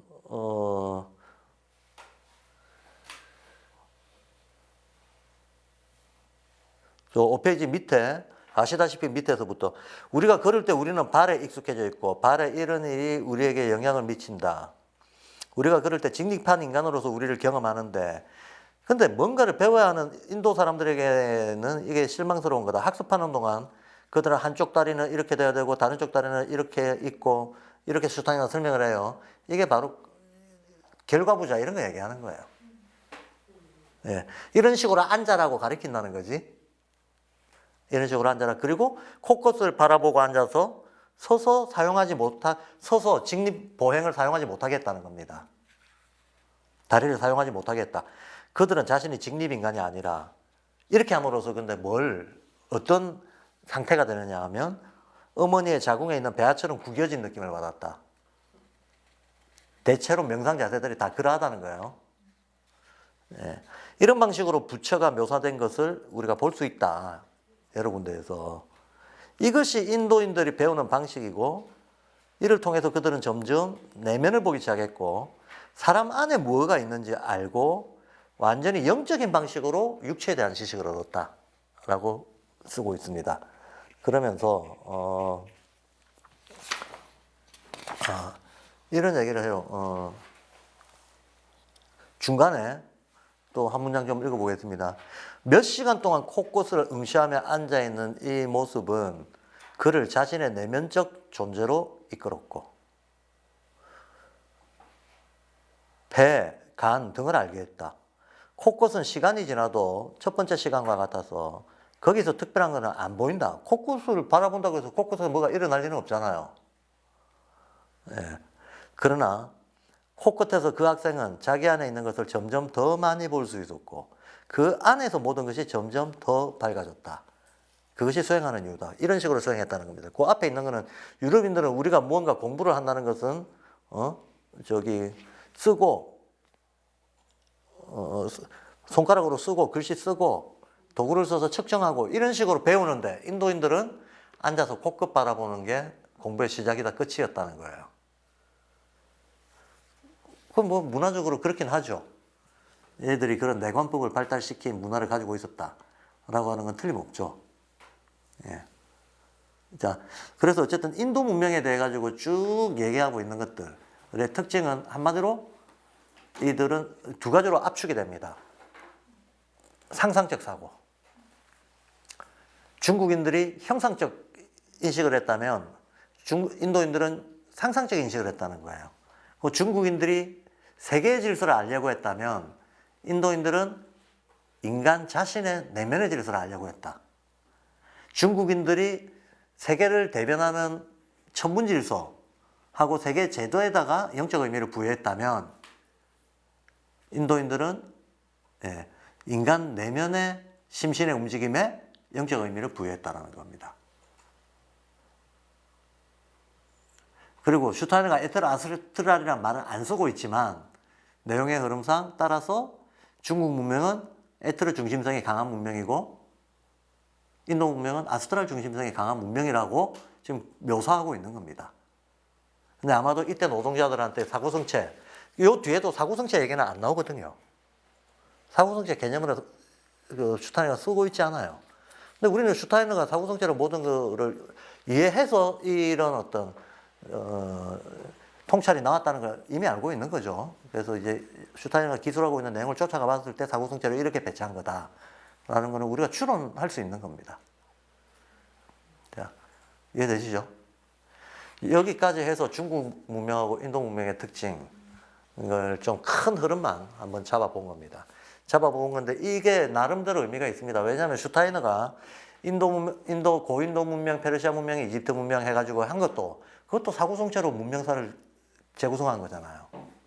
그레코 로망 지금 우리가 5번째 시기입니다라고 할 때에도 사고성체로 재구성하고 그거의 반복 재현으로 역사를 전체를 본 거거든.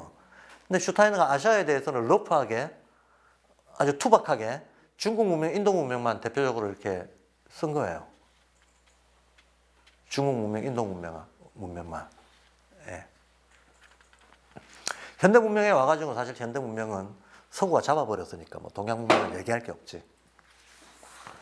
근데 서구가 잡아버렸다. 근데 서구가 잡는 거로 하나로 끝이겠는가? 끝이 아닙니다. 끝이 될 수가 없고, 왜 끝이 될 수가 없는가 하면 지금 우리가 5번째 시기를 살고 있다며. 그 5번째 시기는 의식혼의 시대잖아요. 의식혼이라고 하는 건 영적으로 전환된 물체잖아요. 그럼 물체라고 하는 것은 별도의 실체가 있는 게 아니고 에테르 아스트랄의 모체거든요, 물체가.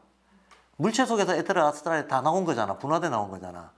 그러면 의식의 성장 과정에서 감각혼, 오성혼을 거쳐서 의식혼으로 간다는 얘기는 감각혼은 아스트랄 우세성이에요.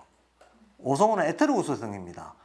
그러면 의식혼은 물체 우세죠? 그럼 물체 우세가 의미하는 바는 아스트랄과 에테르의 통합을 얘기하는 거예요.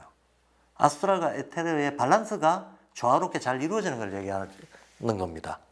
그랬을 때 감성과 이성의 양쪽을 다 기반 삼아가지고 잘 조화시킴으로써 판단력이 높아지고 도덕성이 생긴다. 이게 의식혼의 특징이 되는 거잖아. 근데 판단력이 높아지고 도덕성이 확립되는 과정에서 어떤 인지학적 상상력의 도움으로 만학수로 의식이 비약할 수 있다는 게 슈타이너가 얘기하는 거거든. 예. 이런 흐름으로 얘기를 하고 있어. 이런 흐름으로 얘기하고 있다. 그러면 다시 동서양 문명, 우리가 시대적으로도 사고성체가 순환을 겪었듯이 지역적으로도 사고성체가 순환을 겪지 않겠습니까? 당연히 겪죠. 그러면 지금 오늘날 이 현대가 그레코로망에서부터 시작해가지고 근대 이어지는 데까지 서구 문명이었잖아요. 서구 문명. 근데 지금 오늘 중국 인도 얘기한 게 중요한 게 중국 인도 얘기를 딴 데서는 안 하고 늘 페르시아 뭐 이집트 얘기만 했단 말이지. 그러면서 그걸 사고성체로 봤는데 지금 중국 인도 얘기를 사고성체적으로 얘기하고 있는 거잖아요. 그렇죠? 그러면 동양에서도 서구 뭐 페르시아 고인도 못지않게 긴 문명이 있었다는 얘기를 하는 거고, 그죠? 그리고 동양사도 마찬가지로 사고성체의 어떤 성격의 전환으로 이해할 수 있다라고 얘기하는 거잖아. 문장으로 이렇게 말을 하지는 않았지만, 예, 그럼 우리가 채워 넣어야 될 문제이기는 하지만 그렇게 얘기를 한 겁니다. 그러면 사고성체가 시간적으로도 공간적으로도 어떤 통합을 위한 순환의 과정을 거친다라고 제가 말씀을 드렸는데, 뭐 단축으로 말해서 이분법적 사고, 유물론적 사고로 대변되는 서양 문명, 오늘날의 서양 문명. 그게 지배 패러다임입니다. 이거는 인간의 진화 과정에서 필수적인 코스이긴 해요. 슈타이너도 과학의 발달은 필수였다라고 얘기를 합니다. 근데 과학의 발달은 필수이긴 했지만 그게 끝은 아닐 뿐더러 궁극적인 지향점도 아니잖아요. 영학이 과학을 포함할 수 있는 시대가 됐을 때 인간의 의식은 달라지는 거고, 그래야만 의식혼이 완성될 수 있다고 보는 거죠. 그러면 영학의 특징은 이론론이잖아. 서양 문명은 이러저러한 역사를 통해 가지고 지금 세계를 주도하고 있지만 서양 문명은 이분법적 유물론을 현재 현상적으로 대표하고 있어요. 그리고 이걸 넘어서지 못하면 슈타이너가 어떤 도덕 판단의 상승으로서의 의식권이라고 하는 것은 요원해져 버리는 거죠. 발생이 불가능한 거죠. 근데 슈타이너도 앞에서 얘기했잖아요. 인제학은 세계를 뭐 신을 이렇게 바라보지 않는다. 근데 놀랍도록 중국의 고대 문명이 인제학과 같다 그러잖아.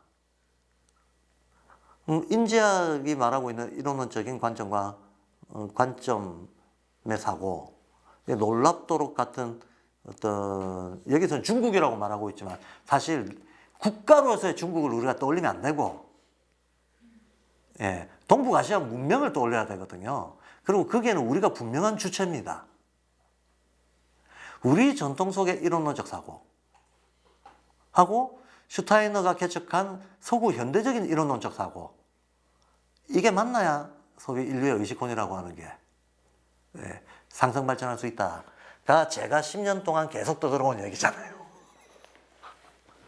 계속 떠들어온 얘기고, 그래서 우리 유튜브 채널 제목이 동서통합인작당이고, 그래서 우리 학교의 첫 번째 교육 원칙이 동서고금의 보편적 가치들을 조화롭게 개선합니다 라고 선언을 하게 됐던 거죠.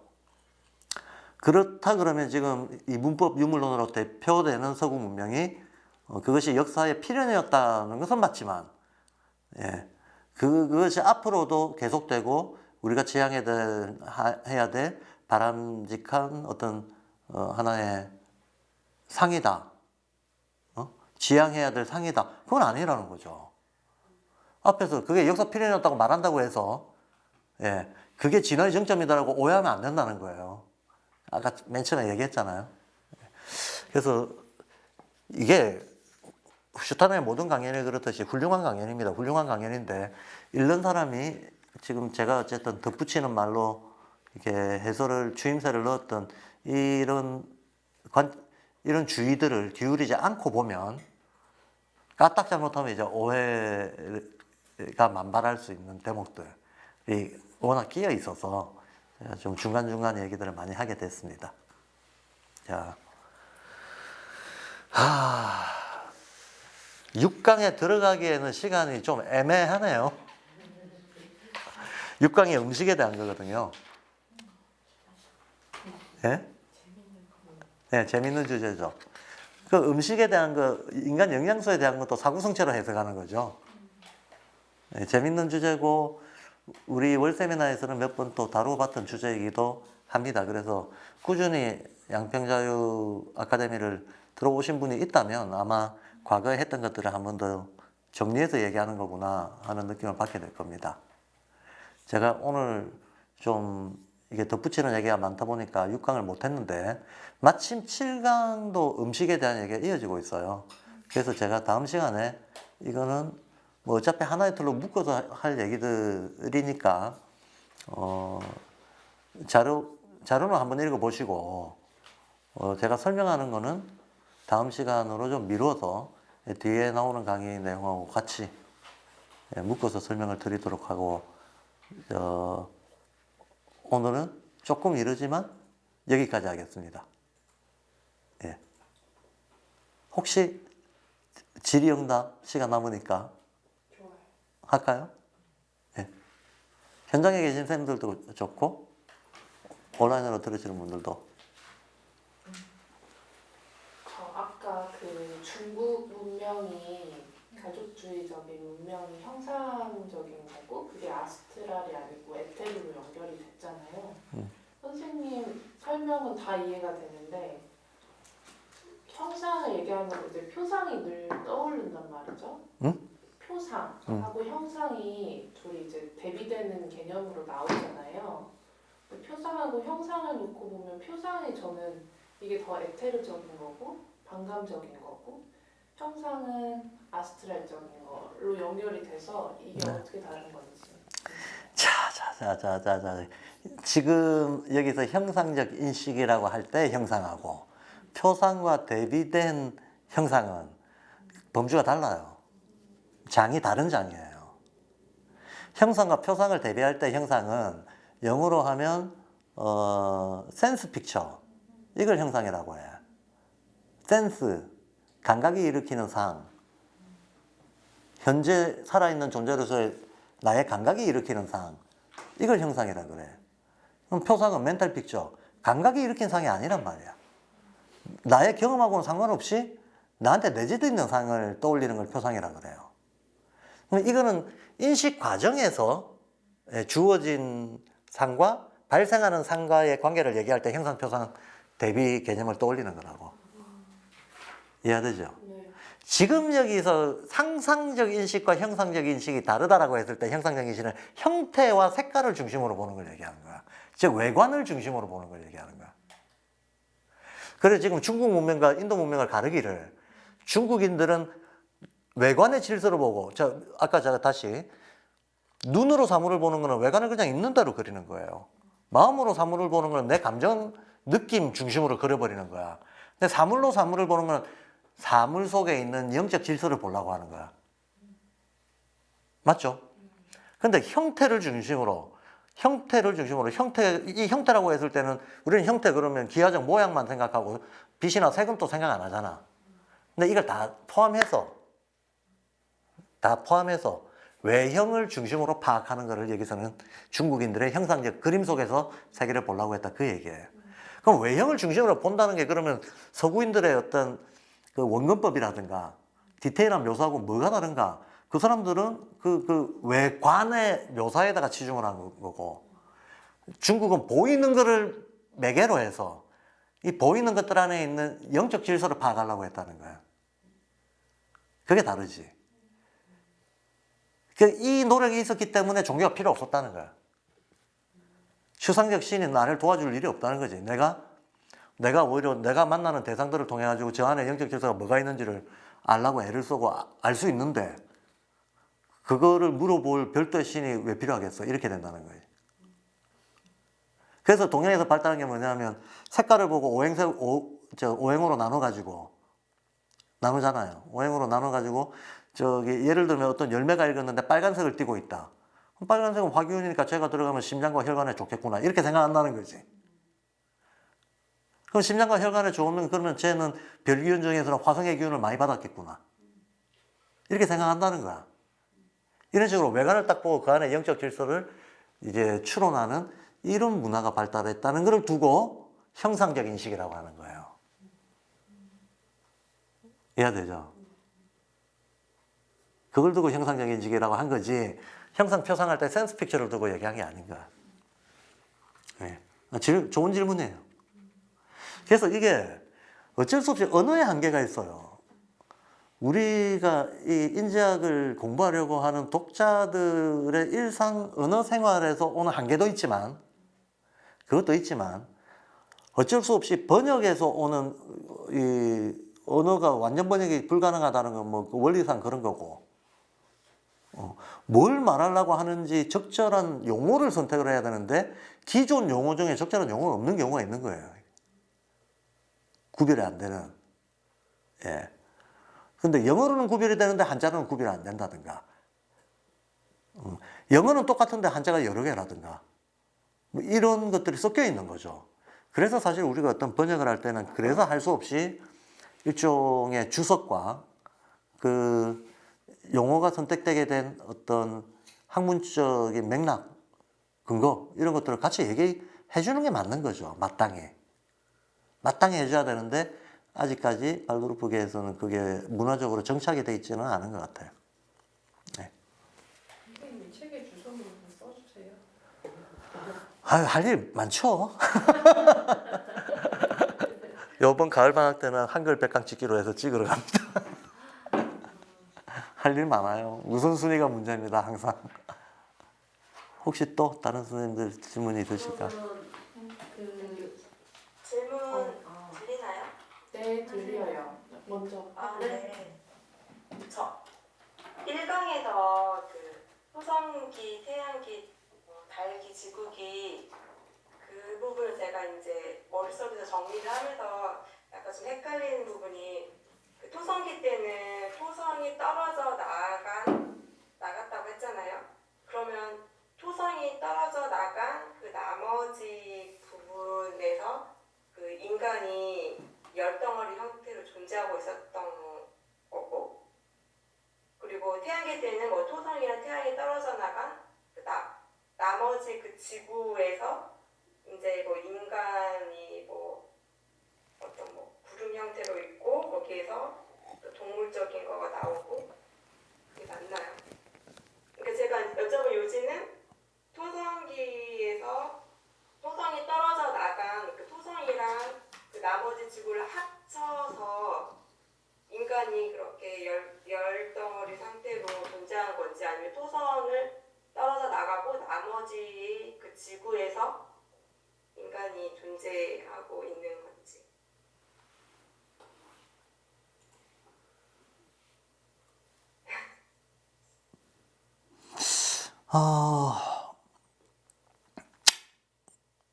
그림이 잘 안 그려요.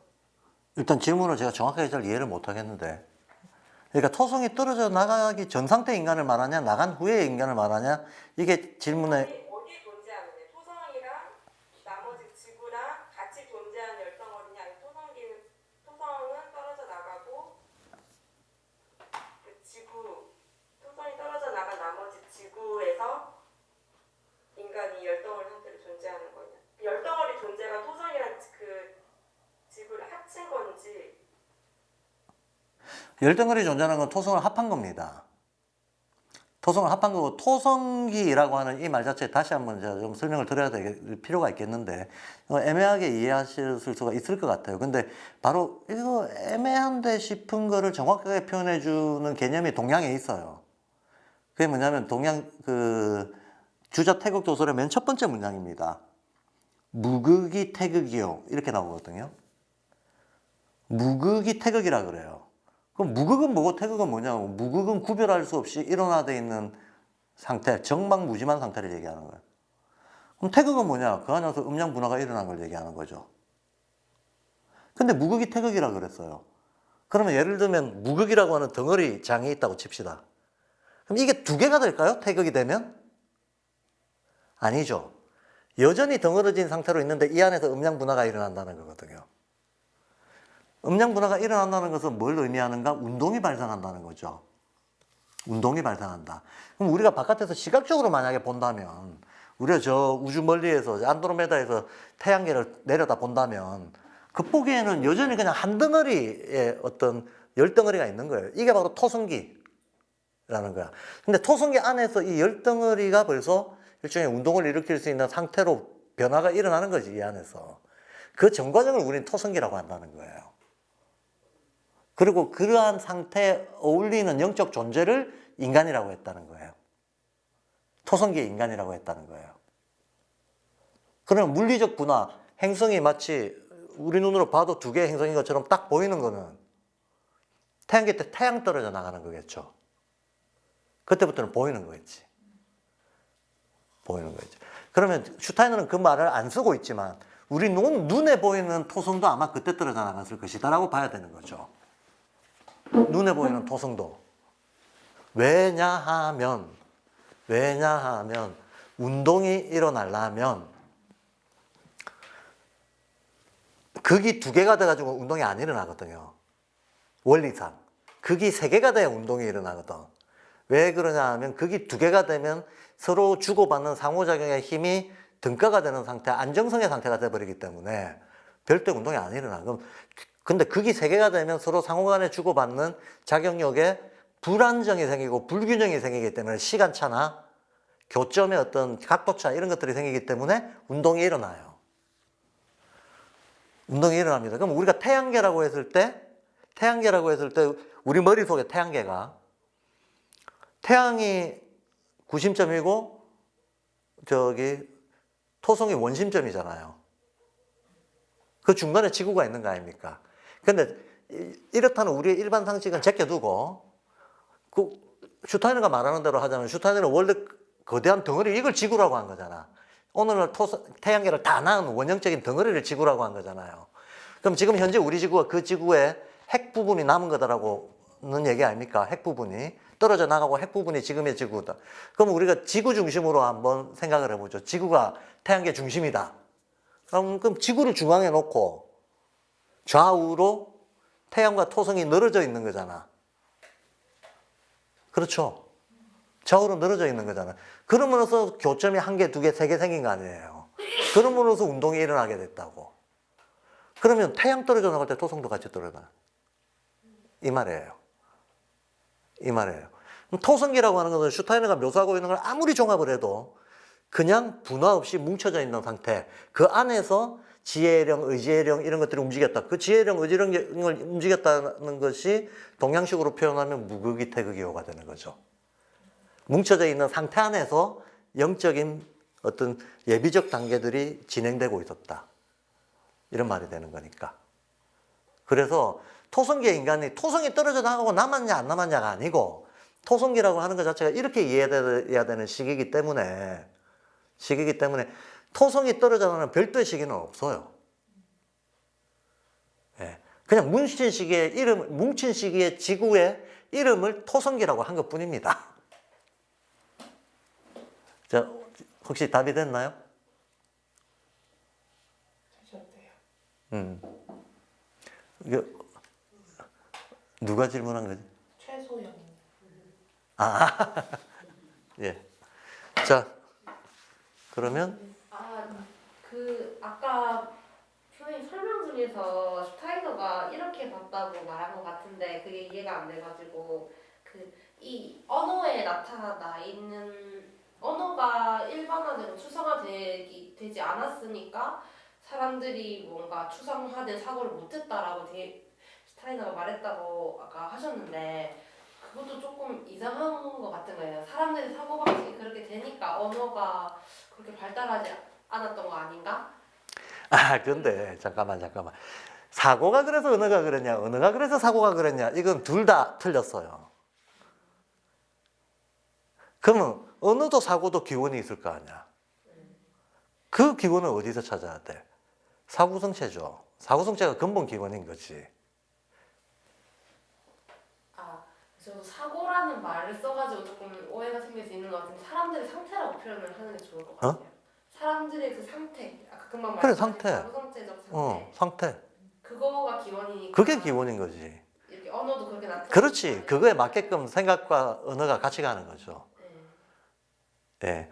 생각을 먼저 하고 언어를 낳거나 언어 때문에 물론 일단 언어가 발달하고 나면 역규정을 당하게 되고 또 어떤 아이디어가 떠오르면 언어로 표현하려고 애를 쓰게 되고 그런 과정은 있지만 이것도 인과관계로 이게 두 개가 인과관계로 짜여져 있는 게 아니고 둘 다 종속 변수로 그 밑에서 사고성체가 움직이는 거라고.